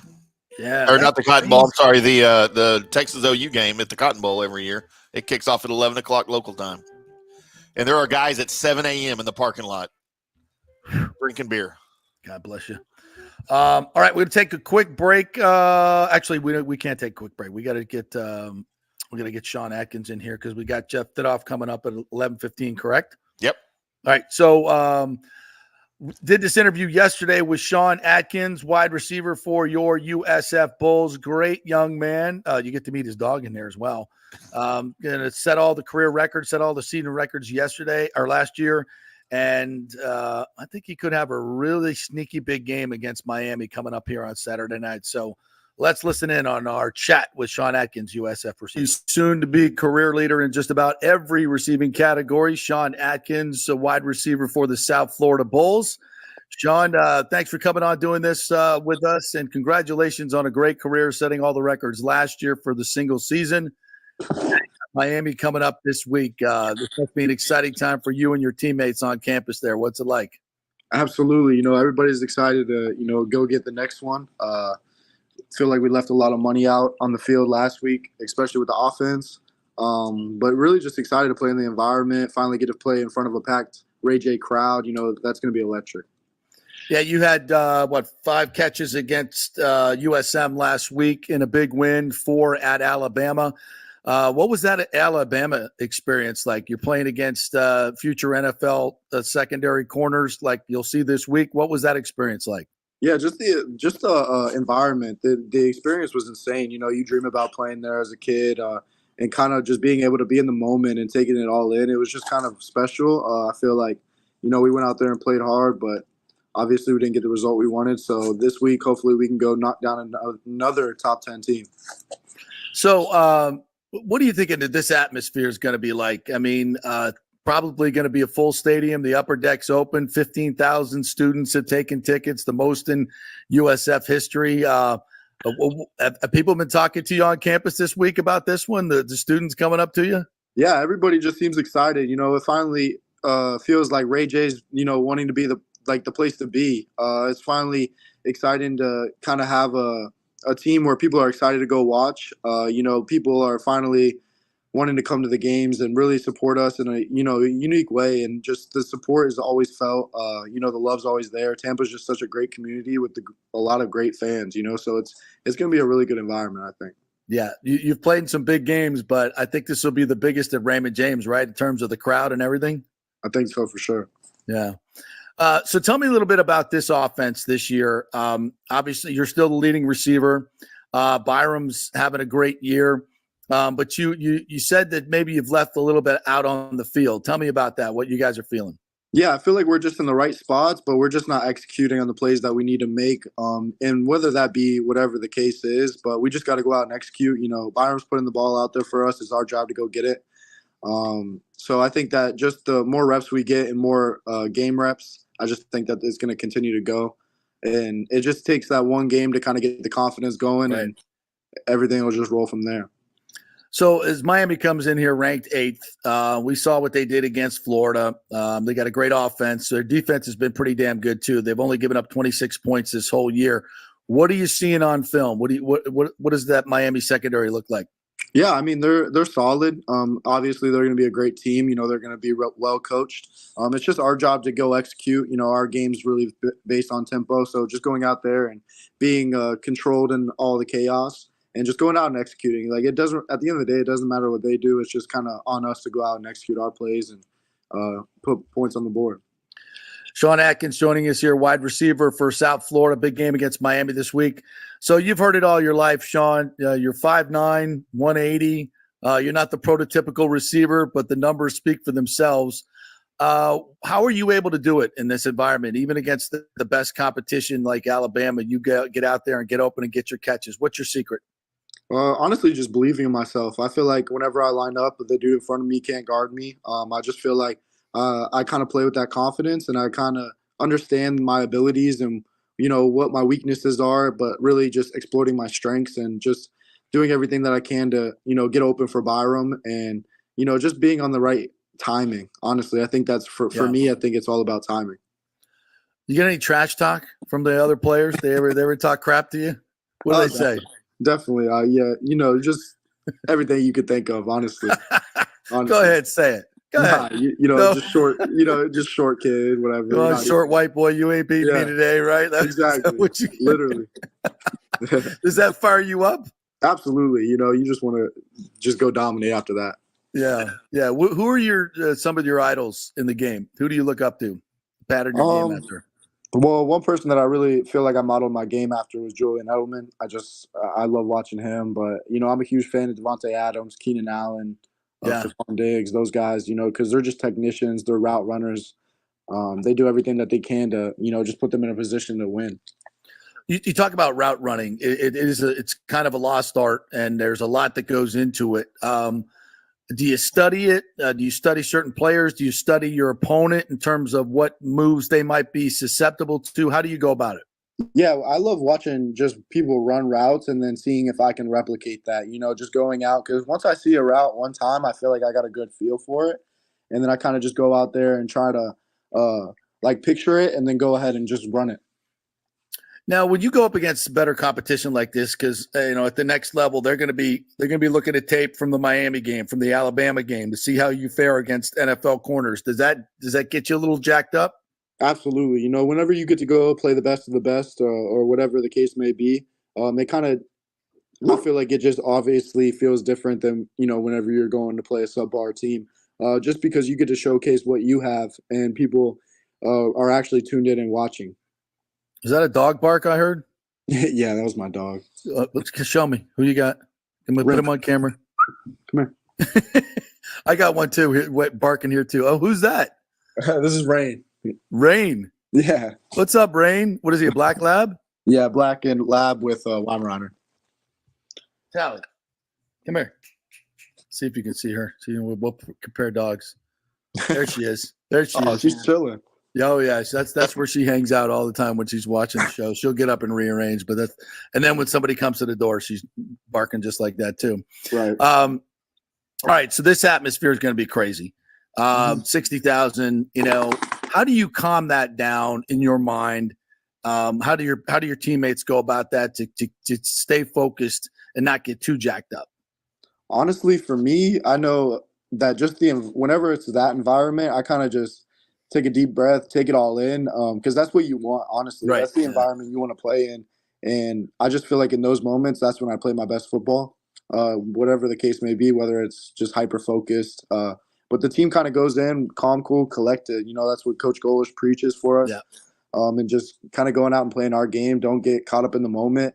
The fans are going to be the fans, and it's great to have that environment at home as well. So, yeah, it's going to be special. And do you understand the magnitude of this game in terms of what it means in the macro? I mean, you guys are trying to get into a bigger conference as a school. FSU and Florida are down now. It's a chance for USF to really take the state spotlight. Do you guys talk about this? You win this game, you have the bragging rights all over the state. Miami's already done what they've done to Florida. They're gonna beat Florida State, my team, and then you guys have a chance to kind of beat state champions. Do you talk about that at all? Not. I wouldn't say that really. I kind of just feel like this game is just big for just setting the foundation and just being like, all right, our program's ready to win those type of games, those games that we need to win to kind of just put us in the right direction. I feel like he just harps kind of on that. So what's Coach said to you this week about this game and winning this game that you can tell us? Honestly, it's just the next game. Honestly, we really haven't hyped it up too much. It's just kind of go out there and it's going to be a violent game. It's going to be a battle. It's going to be a dogfight. So just be mentally prepared for that and kind of just go out and just leave everything out on the field. Tell me a little bit about your quarterback, Byron Brown, and how he kind of your relationship with him and how he kind of leads this team. Byron Brown's special. It's a guy that he comes in every day, works hard. He's always the first one in, first one out. The last one out. He's the coolest guy on the field. Me and him have a really good connection. We have a really good relationship off the field too. He's always cracking jokes. He's one of the funniest guys on the team. And then you get to see that $1 million smile all the time. So he's got a little Baker Mayfield in him, doesn't he? The way he runs and leads the team, right? I would say so. He's got that swag to him too. Yeah. And so you guys hang out a lot off the field? Yeah. Yeah. That's my guy. Yeah. Where do you guys go? Where's your favorite place to hang out? Honestly, just a facility. Yeah. You guys are there all the time, right? Literally. Yeah. That's cool. Well, Sean, listen, man, thank you for taking the time to do this. Good luck. I'll see you Saturday night. It's going to be a hell of an atmosphere. Oh, I wanted to ask you about this because you probably saw this yesterday, the new renderings of the new stadium. Unfortunately, you won't be able to play in it, but for the students and everything that's going on, how cool is that stuff? Man, that's so cool. I got here 6 years ago, didn't see anything like this coming. So right, it's going to be a special place, and I think that they kind of snap with the idea and the creation of it. Yeah, I love it. Well, you haven't got a touchdown yet this year. I don't need to tell you that. It's coming Saturday night? I hope so. Yeah. Try and get it done. All right, Sean, thank you. Nice to meet Rain there. Good dog. Didn't bark anymore. Appreciate you. Good luck on Saturday night. Appreciate it. Thanks for having me. John Atkins right there. What a great young man. What a great young man. Good kid. And we're joking about this. I know the people that haven't played sports might go, oh, you should say small white boy. They talk about that all the time. That's what sports people do. And it's not racist. It's just part of the lingo. All right. They love each other. Black and white, doesn't matter. So, but that's part of it. You're a little white receiver. That's what you're going to get, right? It's just going to get. And he really holds his own. He really does. He's a hell of a player. And, he's going to go up against the best against Miami. It's going to be a fun football game for all. It's going to be a fun game this weekend. Yeah, for sure. Yes, cannot wait for the atmosphere there. All right. Well, let's do a little fancy football, shall we?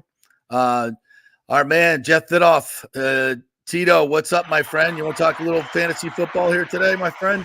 Let's do it, buddy. Hey, look, I love how you talk about some people don't play sports. You bring this athlete on, this superb athlete, and then you go to me. It's got to go the other way around. I'm the opener. I'm not the encore. Listen, you're the expert when it comes to fantasy football. There's a lot of money on the line this week. People got questions. I got questions. You nailed it last week, so let's get right to it. I'm going to just open up the floor to you. What have you learned in the first few weeks besides injuries determine everything in fantasy football. My God, they do. And McCaffrey's thing is the one that stands out to me the most, just because of anytime you get somebody who gets that many touches, and like we talked about last week, there's not many guys that can have that kind of a season with that many different touches. And when you look at touches, you can't just look at carries. Look at carries, look at receptions, and look at postseason. Because guys that go deep in the postseason add that into it. That's what killed Ray Rice the one year. And the off the field stuff certainly hurt him too. But when you talk about like what goes on in the postseason as well, you've got to add that into it. The shorter off season. Always look at those things. Not many guys can buck that trend. We talk. Derrick Henry's done it to a certain extent.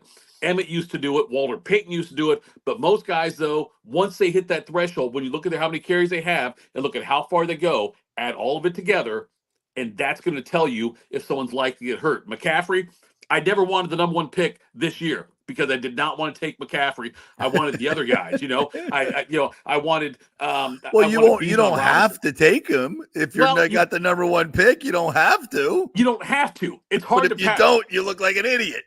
Right, and so in one of the drafts I did, I was picking third, and he fell to 3, and I had to take him at that point. No, you didn't. No, I did. I did because he's Christian McCaffrey. But it was stupid.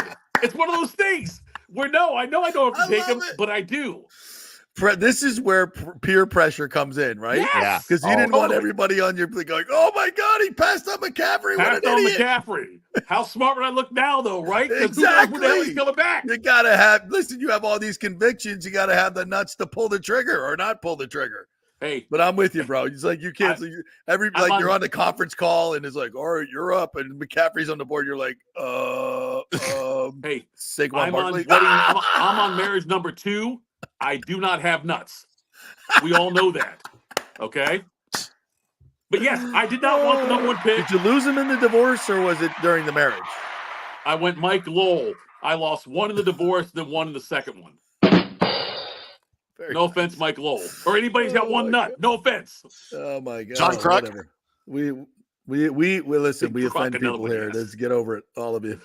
We're not. How do we get here? I don't know. We're talking about nuts and John Kruk and Mike Lowell. I don't know. Usually when we talk about ex-wives, I'm the one talking about it.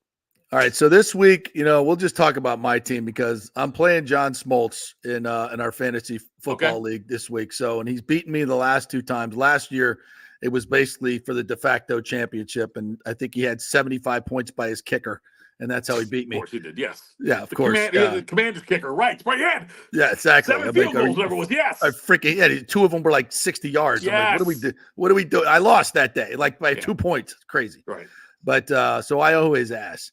And right now, the projections have me as a 72% favorite, which means I'm definitely going to lose. So I've got some question marks here. So Baker Mayfield or Jane Daniels. I'm going Baker Mayfield against Denver this week, even though their defense is pretty good. What do you think?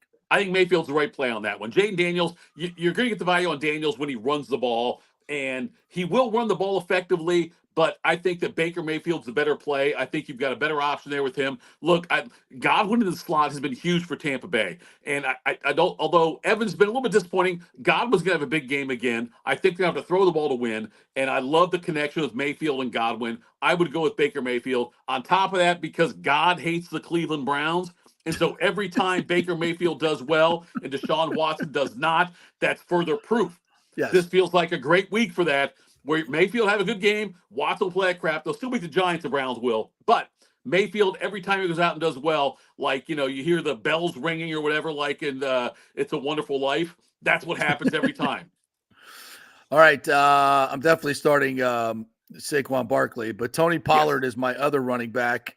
There's DeAndre Swift, who's going against the Colts this week. I don't think I'm going to take him. I like Swift over Pollard. I do. I think really? Swift has a big game this week. I do. I think Swift has a monster game this week. Monster. God, I got ahead of myself there. Radio.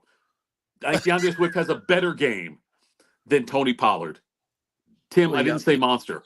You got a monster sponsorship? No. Live, I can't edit that out. He's a monster eligible bachelor down there. But I'm just saying that I think that I like Swift over Pollard this week. Okay. All right. I'll make that switch. You better not screw me. I swear to God, I got to beat Smoltzy this week. All right. So I got a bunch of decent receivers. I got Ayuk, I got McLaurin, I have Nico Collins, and I have Jamar Chase. That's a pretty good 4 right there, right? That is good, yes. So which 2 do I start, though? I didn't start Nico last week, and it almost caught me, but I did win. I like Ayuk this week only because Samuel's out, and you've got Kittle didn't practice on Thursday. He has a hamstring issue, and usually if you don't practice on Thursday with a hamstring issue, you're not going to play on Sunday. Ayuk could have a decent game this week. I like him quite a bit. Nico Collins, I like him as well. With Chase and McLaurin, look, McLaurin with Daniel throwing to him, I think I'll probably stay away from McLaurin. Chase, I just don't know what Chase we're going to get because after what happened last week in that game against Kansas City, Chase is not a happy camper. He's pissed off about his contract, and he took it out on the ref also in that game last week. Cost the Bengals some yards on that one. I think I would go Ayuk and Collins. I'm a believer in C.J. Stroud. I'm a believer in that Texans offense. Collins, I would do that. I would go Ayuk. But Jamar Chase is going against the freaking Washington Redskins. I know. Yeah, I know he is. Yes. I agree with you on that. But I trust Collins more than I do Chase this week. It's going to be close. Chase could blow up, but So you go Ayuk and Collins. I go you. This is what I do. See how you're doing after like early games on Sunday. See where you're at. Yeah. And if you can then if you need a home run, then I could see going with Chase. I think Chase has a much higher ceiling than Collins does, but he also has a lower floor. Okay. All right. Timmy, you got any questions for fantasy this week? Yeah, out of the thousands upon thousands of fantasy drafts that you did for your clients at fantasydraftproxies.com, Jeff. Sounds weird calling you Jeff. Sorry, Tito. How many drafts did you have that included Sam Darnold as a quarterback? Never as a starter. I got him as a backup a few times. I did like him as a number 2 quarterback. Okay. I would take him late in drafts, and he's overperformed. Him and Derek Carr have both overperformed what I expected already. Darnold, when you look at the situation, it's a thing where when you've got Justin Jefferson, that makes him a hell of a lot more attractive. It's not because Darnold's good. It's because Jefferson is. And so, like Darnold and Carr, what that Saints offense has done has been amazing with another one of the Kingsbury guys, whatever it is, who's running that offense now. And they look a lot better now. Yeah. Yes. That Saints offense has been amazing the first couple weeks. Carr and Donald, 2 of the guys that I got late in drafts. I did like them a lot coming in, but they're overperforming what I thought they would do. Unfortunately for Sam Darnold, he doesn't play the Cowboys this year, and he won't get some numbers against the Cowboys defense like Carr did, though. You've got the Cowboys defense has to get better, doesn't it? And by the way, wait, let's do this. No. I have a question for you. How in the hell, and this is no offense to you, Tim, how are you the most eligible bachelor and not Gerb? Johnny's the guy. I feel like he turned it down before they gave it to me. He probably, great call. They asked him first. Yeah. Yes. Gerb was the first guy they asked. He said, I don't want to do it. I'm good. And you said, I'm desperate enough. I'll do it. Although I will tell you this, I guarantee you when he turned it down, he probably turns it down every month. Right. When he turned it down this month, he did not know. I'm on page 19. On page 18 is the Bachelorette of the month. A beautiful young lady of Asian descent. Okay. Wow. I guarantee you. That's karma, baby. That's karma. I'm on marriage number 2. Legally married. Can I still be an eligible bachelor in Dallas? I don't know. Then you'll be on marriage number 3. It's not cheating if it's a different zip code. That's what I thought too. It's a state. It's a different state. You're like 900 miles away. That's what I'm thinking too. I do. And by the way, I love the Buckeyes this week. Sorry, Heather. But wait, Heather just texted me. I can hear you. She's upstairs in the house. She can hear me. I don't want to do it, Tim. Here comes number 3. Here comes number 3. You need to make a trip to Dallas. That's fine. Anyway, I love Ohio State this week. Lay the points. If you're looking for bets, lay the 40. Do it. Ohio State's going to blow out Marshall this week. Wait a minute. Half the team's defecting to Marshall because he offered all the biscuits you can eat. I know. All the biscuits you can eat. You're right. Hey, I tried to get in on that. I didn't get it. But nonetheless, I love Ohio State this week and lay the 40. I love that Marshall coach. What's his name? He's hilarious. Lay the 40. Okay. I'm going to write that down. Wow. When the picks. All right. All right. Who are your sleepers, daily fantasy, or what do you got going this week for that? Well, in daily fantasy this week, look, I think that the Browns are going to have success against the Giants, and Amari Cooper is somebody who's underperformed so far. I don't like Deshaun Watson. I do like Amari Cooper though this week to get back on track. You need to put what's that? They need to put Jameis in. Hey man, I am with you on this one. I totally agree with you on that one. I think Watson will get hurt. Don't worry, he'll get his chance. Look, he's washed. Watson is Totally washed. I don't think that Watson's ever going to recapture the form and that's why another reason why God hates the Browns, because you're just going to see it like they pay that big money to him. All the owners hate the Browns for doing that, because then it sets up all kinds of other things that they have to pay their quarterbacks, the major guaranteed money. On that one. Yes. I do think that the Cowboys bounce back. I'm fine with Dak. The running game I can't figure out there. I'm not sold on Zeke. I'm staying with him. I like Rico quite a bit. As far as just like if you're desperate, you shouldn't be desperate at this point in time. You really shouldn't be, because there's no bye week yet. It's week 3. There's no bye week yet, so it's hard to be desperate now. I like Jared Goff for the Lions this week to bounce back.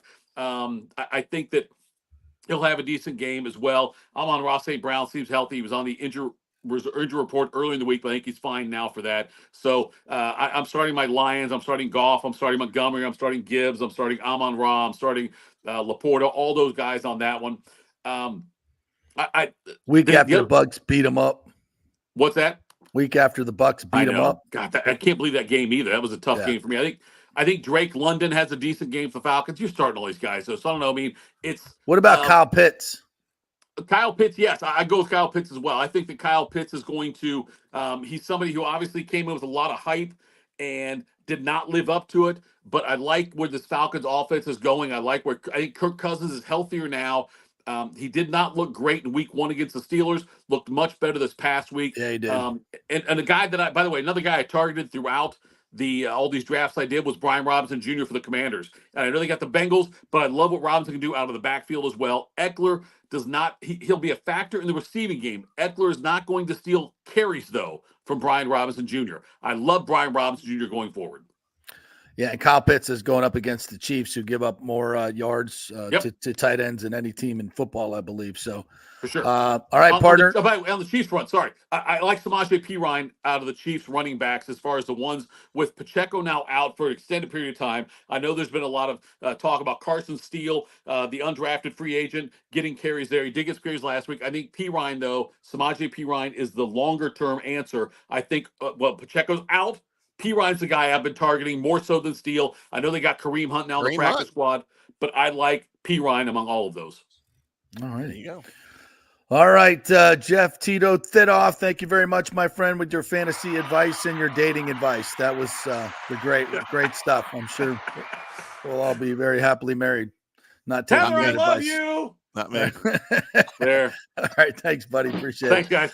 All right, quick break. When we come back, we're going to talk a little golf with our good friend Brittany Lincicome from over there in St. Pete. And she's coming off a vice captaincy win in the Solheim Cup. We'll talk all things golf with Brittany Lincicome, brought to you by the great folks at the Geddes Gordon Group. Speaking of lady golfers and major champions, Jane Geddes will get you. We told you, folks, prices are going to come down. Had come down. Now the interest rates have come down. Prices are going to go up. Everybody's going to come back in the market, but you can still get in quickly. Geddes Gordon Group, call Jane Geddes over there, and she can find you the house that you want. GeddesGordonGroup.com. Back in 3 with Brittany Lincicome. Stay with us.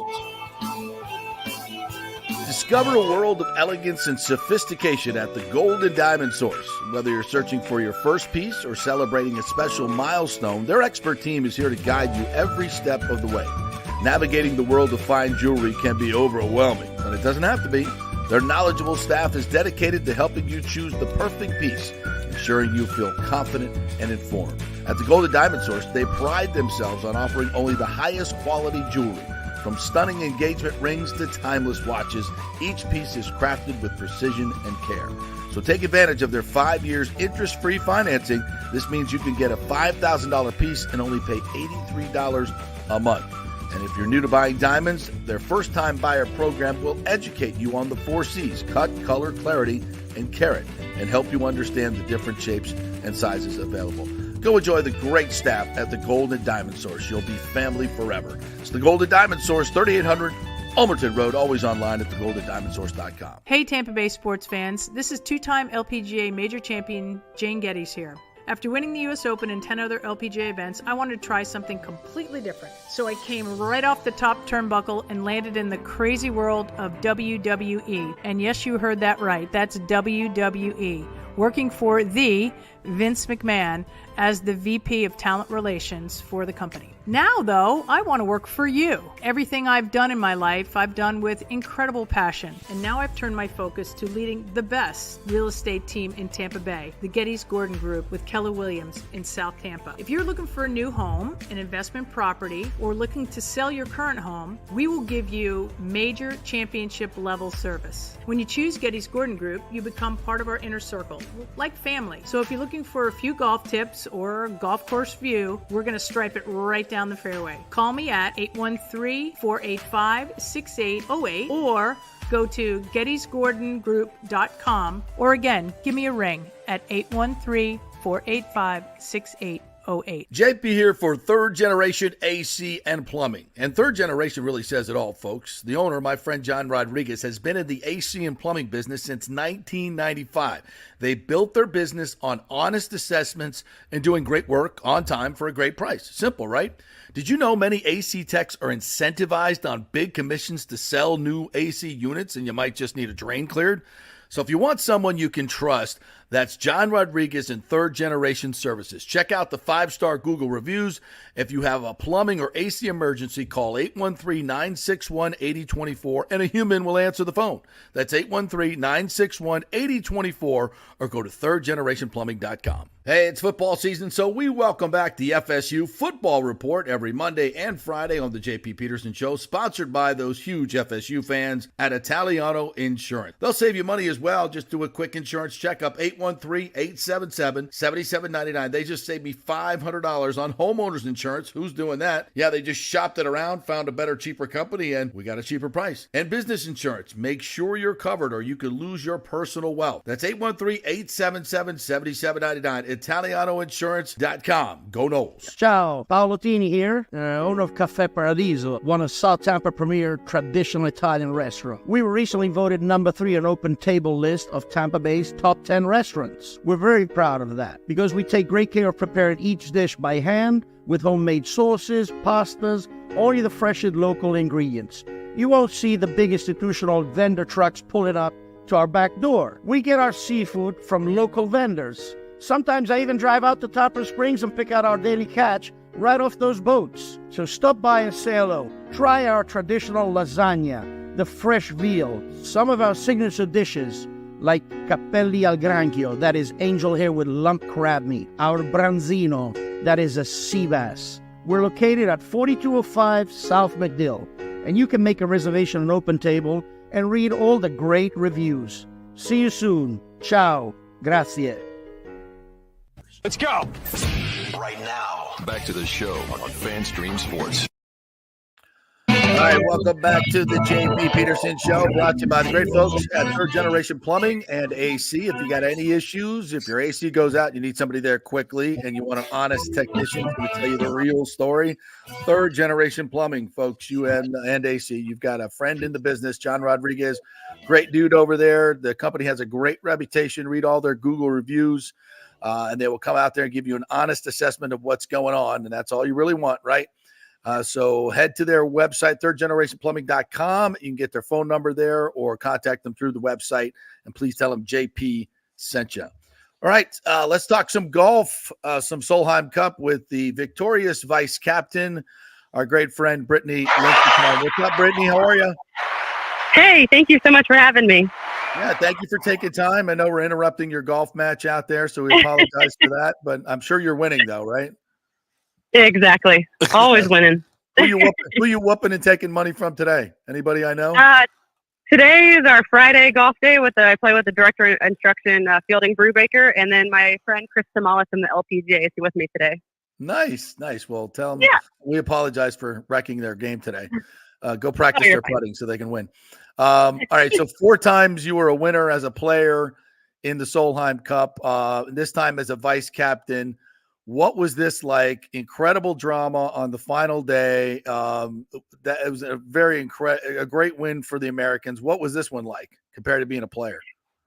Yeah, it's obviously different. Early in the week, I was super bummed to not be a part of the team, but obviously, 2 kids later, 20 years on tour, it's just, I'm past my prime here. So it was great to be back inside the ropes. Anytime you get to put on those red, white, and blue colors, there's nothing like it.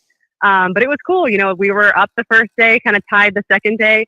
And Sunday we were doing really good. And then all of a sudden it kind of turned and the Europeans, stepped on the gas pedal and it got really stressful there for a while. I'm not going to lie. I think I have a few extra gray hairs and, but I think that was exciting for the fans. Obviously it kept it close. Everyone was entertained and, we had some great matches, but it was great to come out on top. So you've won 2 majors yourself. As I mentioned, 4 times a winner at the Solheim Cup as a player. So as a vice captain, as your first chance to kind of not be playing, what was that like for you in terms of nerves and everything else? What can you describe it? Yeah, I guess I now know how, my family feels watching me when you have zero control, when you're outside the ropes and you're not the one hitting the shot and you're just trying to pray or will the ball in the hole for the player. It's definitely different. And, now I know exactly what my parents have felt over the last 20 years of my career. And, but it was still cool. I mean, obviously super stressful, nothing I could do other than just to kind of pump them up and say, hey, let's go. We got this. Keep your head in it. Just be positive. But it was definitely different being on this side. So as you described, I watched a little bit of it when things were getting kind of crazy. You guys were, I think, down in 6 matches and only needed a point to secure the cup. And Lilia Vu was in a bunker at 16, and she gets it up and down, then wins 17 with an 18-footer, and then hits it to 3 feet at 18 to give you the win. What was that like watching? What did you say to her? Did you give her any pointers at that point? What do you do? Yeah, I was with 3 other girls up front, and 2 crushed it, and then 1 we got a half, which was very crucial. Nice. But just to hear how Lilia finished, obviously I saw her on 18, how she stuffed it in there, but to hear that bunker shot on, what'd you say, 16? I mean, it was her time, it was her place. But yeah, it was probably like 90 minutes in between only needing a point or a point and a half to win, of feeling like, holy crap, this is going sideways. Like Lexi was 3 up at one time, Jennifer Kupcho was 3 up and then went back to even up. Like it was like, holy cow, guys, let's just get this done. But it was cool to watch, especially Lilia, stuffing it in there on 18 and making the birdie. That's so huge and clutch. It's cool to see. Timmy, you want to jump in here? Oh no, I'm just listening to the recap here. This is great. Brittany, what do you do? Go ahead. No, I was just watching golf and like how good those girls are, especially Nelly Korda. I mean, I feel like I picked up some tips myself that hopefully I'll bring into next week, and my game will be better. Yeah, she can make anybody better, right? Yeah, exactly. Better by osmosis. Well, yeah. Talk a little bit about these young American players. We talked about Lilia and Nelly Korda and Rose Zhang, who went 4 for 4. Mm-hmm. I mean, my goodness, how good are these young girls? Mm-hmm. It's really cool to see. Women's golf was definitely the winner this week, and just to see the young talent on the LPGA, what the next generation is like. And I didn't know a lot of them super well going into it, but after the week, like everyone was awesome. Everyone, signed 1 million autographs, took 1 million pictures, and they're great golfers. So the future of the LPGA is bright and it's in a good spot. And it's only great to see, the purses increasing, more television, media attention. It's just a great time for the LPGA. So where's your game at? What do you got 2 young, beautiful daughters. First of all, how are they doing? How are the girls doing? They're so good. They're 2 and 5 now, keeping us busy. Emery's in kindergarten now, which is crazy. But it's so cool. They swinging the club yet? Emery, the 5-year-old is, yeah. She does the first tee on Saturday mornings, and it's just cool to get them, whether they play high school golf, college golf, whatever. Just cool to have it in the family and be able to play with her dad and I, every occasionally. That would be cool. I know she's kind of young, but does she understand like who you are in the world of golf? Good Are there question. People telling her like at 5, like you don't even know how great your mom was? That's a great question. She's traveled with me ever since she was born. Both girls now have, and I hope they can remember it just a little bit. Obviously they're young, but we've taken a lot of pictures and there'll be a lot of stories that we can share with them. But I don't think they fully understand, Emery now, when she sees an American flag or anything red, white, and blue, she yells, "Go USA," which is kind of cool. But yeah, I don't know if she fully understands yet. By the way, the outfits were adorable. I mean, all the pictures Thank you got, those are just so cute to see all that. I'm like, I would have loved to have been there. I mean, that looked like an incredible atmosphere. Robert Trent Jones Club. Mm-hmm. What was it? I mean, what were the crowds like? It looked incredible. Yeah, anytime you're in the States, obviously you're going to have more fans rooting for you than the other team, which is huge. Just the momentum and getting the fans behind you and getting the crowd pumping. Other matches can hear those big roars and it just kind of pumps them up too. So There was great crowds. The Robert Trent Jones Golf Club was absolutely stunning. Scott, their superintendent, oh my gosh. It didn't have any divots. Apparently, they'd been hitting off mats for the month prior. So they had it really beautiful for us, which was very nice. It looked amazing. So where's your game at now? By the way, happy birthday. 38 years old now. You still got some time left, girl. You know, I know it's raising two kids obviously changes the whole equation, but you still hit it long. I mean, I know last year wasn't what you wanted, but you've been busy. Are you going to have more time this year to get back to it? What are your thoughts? I don't think so. I haven't picked up a club since Boston, which I think was like 2 weeks ago. So today was my first day playing, and then I leave Sunday. So who knows how next week looks, but this will be my last full season. I think it's just with Emery starting kindergarten logistics, it's just too hard to get her to school and figure out all of that. So I might play a couple, like, the major Chevron. I'm in that one for life. So I'll probably do that one for the next couple of years. And then just maybe some of the other fun ones, maybe like Toledo or Arkansas. I really enjoy those two spots. So we'll probably do those, but at full time, we're done. Think you can still hit at 270? Oh God, yeah. I think so. Yeah. I feel like I definitely lost yardage since having children and almost being 40 and not, 19 when I was pro, when I turned pro. So definitely losing a little bit, but I can still get it out there, which is fun. Nice. Well, vice captain now. Yeah. When's the captaincy coming? Next time, you think? How's that work? Ooh, I think I need another round under my belt. Just, Stacey Lewis had been the captain for, basically 3 years or over 3 years. And it was just, she was so amazing. And there was no detail that she didn't have covered. And I think I need one or two more under my belt as an assistant to kind of learn the ropes a little bit more. But it was an honor to be a part of, and would obviously be cool to be a captain one day. I think you will be, and it would be well deserved. You've had an amazing career, and now it's time to be a great mom, which I know you will. And your work at the First Tee continues as well. You want to catch us up, promote anything you got going on there? Yeah, our event, we just locked in the date. It's February 3rd, so hopefully we can get some of my LPGA friends out. The people that play are over and over, year after year, come back and support, which is really amazing. So I'm sure it'll sell out quickly. Yeah, and I just got to get my LPGA friends to come and kind of support, but looking forward to it. It's a great charity, and I love them so much. All right, and where's the website? First Tee St. Pete? Yes, exactly. Mm-hmm. Okay, look that up. It's a great tournament. Get in there. It probably sells out every year, so good luck getting in. Hey, Brittany, thanks so much for taking some time out on your golf course. Thank your playing partners there for being so gracious as well, and let's play sometime. Sounds great. You play. All right, we'll do it. I'll have time. Thank you. And take my money. Thank you, Brittany. That's her new prize money. She's just going to take mine. That'll be fine. Thank you, Brittany. Congratulations. What a cool event. It's right in the middle of football season, so it was hard to watch all of it.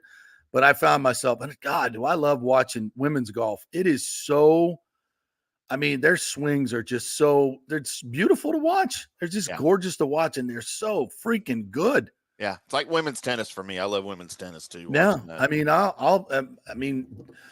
I will watch an LPGA event over a PGA event if it's not a top field. Sure.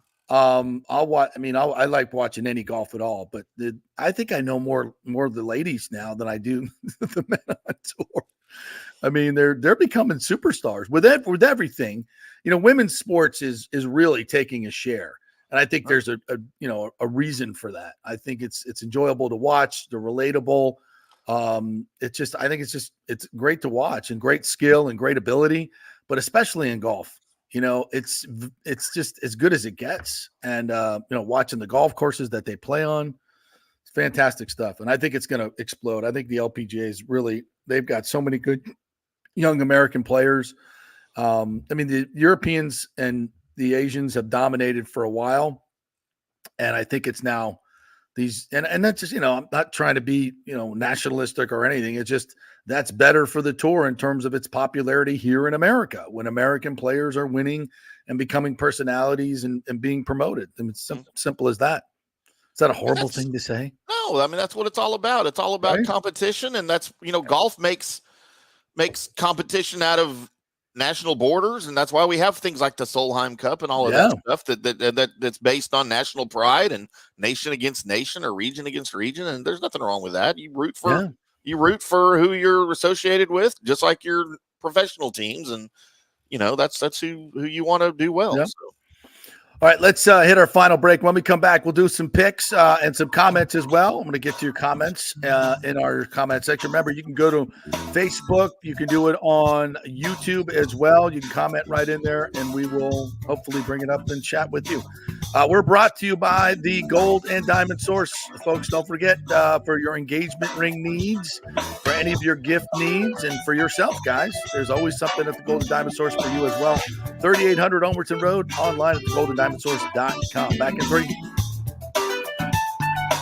JP here for the Jeeves Law Group and my man, Scott Jeeves. If you're going to hire an attorney, do you want some guy looking for a quick settlement and a quick buck, or do you want an attorney with some chops? Scott is a board-certified civil trial lawyer and a certified circuit court mediator. Been practicing in the Tampa Bay area for over 30 years. He is a peer-reviewed AV preeminent rated civil trial lawyer. They just don't hand out those classifications. He's been the lead class action counsel on many complex consumer protection cases and has handled hundreds of serious personal injury cases. He's dedicated his career to protecting injured victims and is committed to vigorously representing you.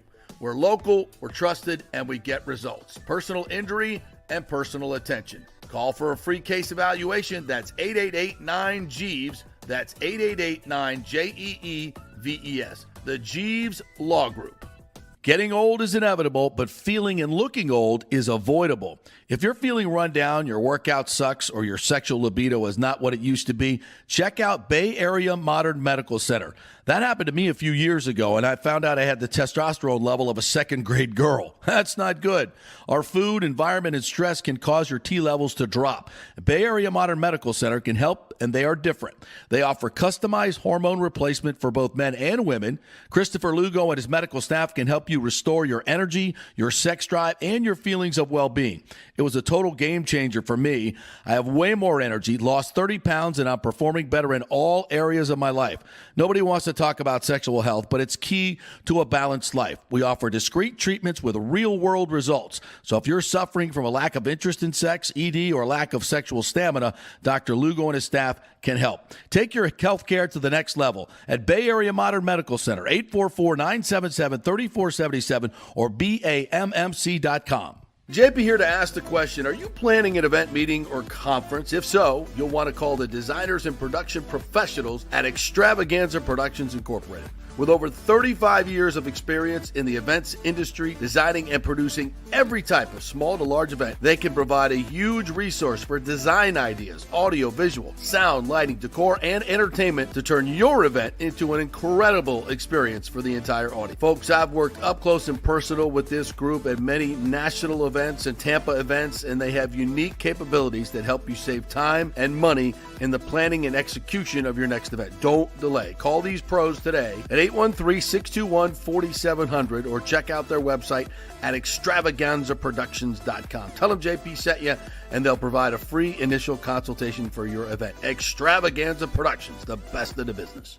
Hey, if you love golf and the new Top Tracer virtual golf experiences that have taken the golf world by storm, well, you're going to love the new Top Tracer range at Rogers Park in Tampa. It combines the fun of competing virtually on the world's greatest courses like Pebble Beach or St. Andrews with an outdoor range experience to track your ball, not just hitting it to that net. I love it. They have great brand new spacious covered bays, huge fans blowing down. It's very enjoyable even when it's hot. So grab your golf buddies. Great price, $25 an hour up to $45 at peak times. Balls are included, and you can also play the new short course for just $9. It's all at rogersparkgolf.net. To reserve a bay, go to rogersparkgolf.net. I'll see you there. Let's go. Right now, back to the show on FanStream Sports. All right, welcome back to the JP Peterson Show here on this Football Friday as we get set for a great weekend of college and pro football. Woo! Cannot wait.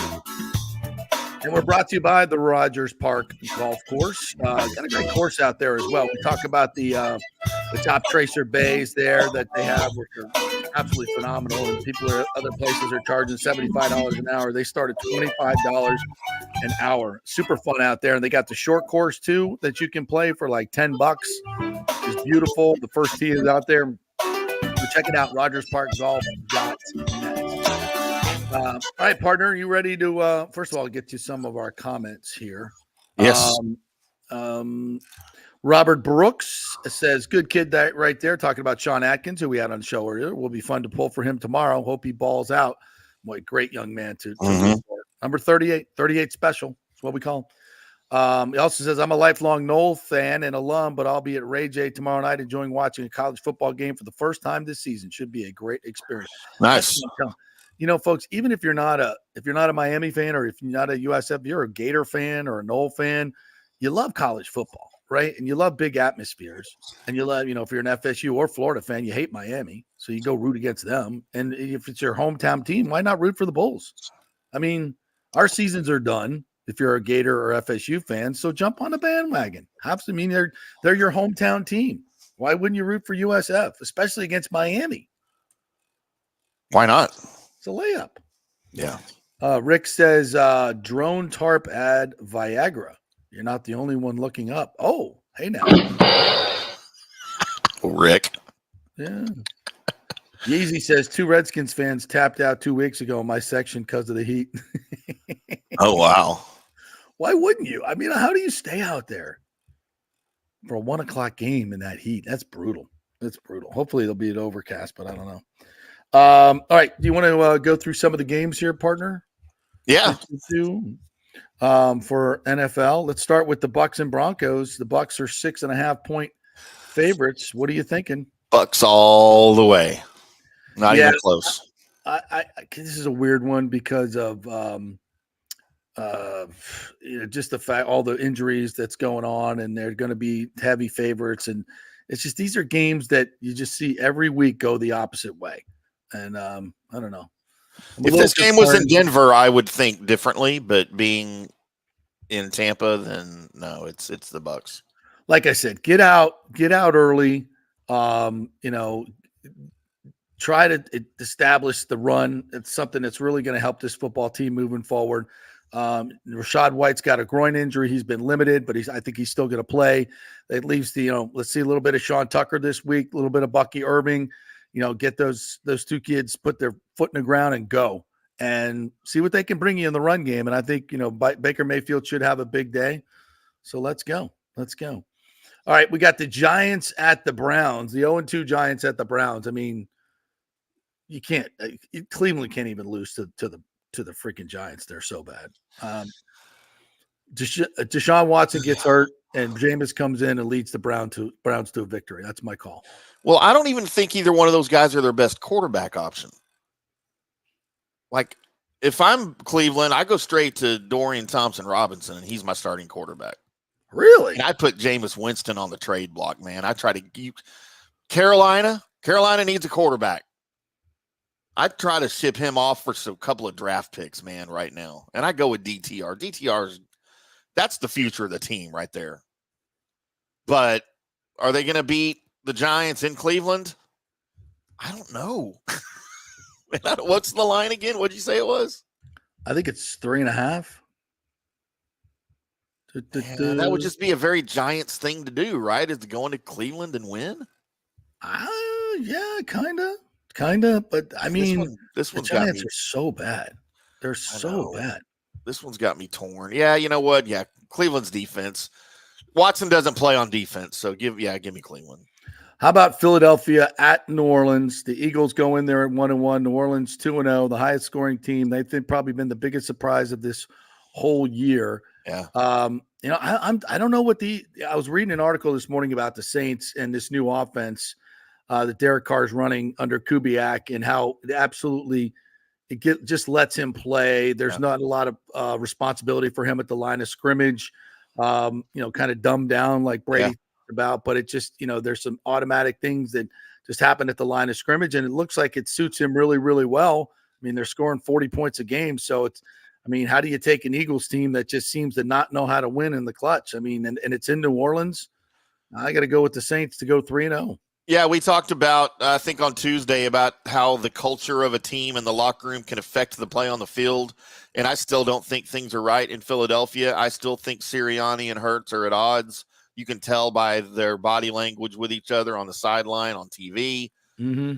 I just don't buy it. And especially inside the Superdome, man, I've got the Saints. They may hang 50 on the Eagles. You think so? Wow, Yeah. 50, a 50 burger, huh? Yeah. Okay. All right. Let's look at some other games this week. And by the way, a little tip of the cap to Aaron Rodgers last night. He was fantastic, bro. I mean, he was as good as I've seen him running and throwing. I mean, it was remarkable how accurate he was. That touchdown pass he throws out to the flat to Garrett Wilson was just, I mean, so many of his throws on the run, just pinpoint accuracy, velocity. He ran a few times. I mean, I was shocked at how good he looked last night. Were you? Okay, so you think he looked better than I think he looked. I didn't think he looked bad. I didn't think that he looked like 4-time MVP Aaron Rodgers. He's got great chemistry with Lazard. We know that because they've been together forever. Thank you for covering that little nugget. I still think he needs to find some chemistry because I don't think they have it right now with Garrett Wilson, because Garrett Wilson is the best receiver on that team, and it's not close. And I don't think they're on the same page half the time. Yes, he caught a couple of passes, but there were other times when it was clear they were not in sync. And I think once he gets in sync with Garrett Wilson, that offense will truly come into its own. And let me finish that comment by saying I absolutely despise with all of my being Aaron Rodgers as a human being. So It's hard for me to say anything nice about him. Wow. He's just a friggin' jerk, man. I can't stand that a-hole. The Texans that he pulled with Robert Saleh on the sideline. That was weird. I swear to God, dude. And that's case in point right there. I effing hate that MFer with everything that I am. That was weird. I ain't gonna lie. I think Saleh was a little like, oh, okay. And they tried to brush it off after the game, like, he was going in for a hug, and I was, I was intense at the time, and I'm like, okay, whatever. Yeah, just weird. Rodgers. The Texans are 2.5-point favorites at the Vikings, who have been really, really good early on under Sam Darnold. The Texans are just so damn talented. Hard to pick against them, but the Vikings are off to a great start as well. This is an interesting game. I'm going to go with the Texans though, just because they're freaking just too damn good. What's the line again? 2.5. They're favored. Texans I got Minnesota. Okay. All right. Yeah, give me Minnesota at home. By the way, the Saints are 2.5-point favorites against the Eagles. That's ridiculous. Yeah. The Chargers are at the Steelers. Steelers are 1.5-point favorites in this one. I still don't know what Pittsburgh is except winners. They're just winners. I mean, this is an interesting matchup. Harbaugh versus Tomlin. Can't we just do a steel cage match with those two? How great would that be? Yeah. The two longest tenured coaches now, right? Yeah. All right. What other good games we got this weekend? Panthers at the Raiders. Anybody sticking around for that one? I will give Dave Canales credit for doing what Mike Norvell cannot. Let's pull the trigger on the JP, I've got a same game NFL trifecta for you. What do you got? A parlay here for you if you're interested. I am interested in parlays. In the Cowboys Ravens game. Okay. By the way, I've got the Ravens inside Arlington Stadium to win that game. Ooh. So we've got Derrick Henry anytime touchdown -170. Okay. We've got Dak Prescott 250 or more passing yards -120. Okay. And we have Lamar Jackson 60+ rushing yards +120. Take all of those, throw it into a parlay. Your parlay on those three are +500. Nice. And wherever you find your bets, if you can string that together, that's from DraftKings. But if you can find that somewhere and you go somewhere else for your sports betting, dude, that's a given right there. All right. I will be doing my Bucs prop bets. Any way you want to shape them, I'll do those. I'll put those out on my Twitter. So go like my Twitter at JP Peterson Show. All right. Thank you, Tim. Great job today. We had a lot of guests. A big shout out to Scott Carter, who has to go to Starkville and watch the Gators play. You poor soul. Sean Atkins, wide receiver, USF. Good luck to you tomorrow night, my friend. We'll be there. I'll be doing some post stuff for that on our socials after the game, the USF Miami game. So check that out. Brittany Lincicome, thank you so much, Britt, for joining us. And, of course, Tito, Jeff Thidoff with our fantasy football. Been a big day. If you missed anything, go listen to the podcast, knuckleheads. We will see you on Monday. Have a great weekend, everyone. Be profitable, and we'll see you then on Monday.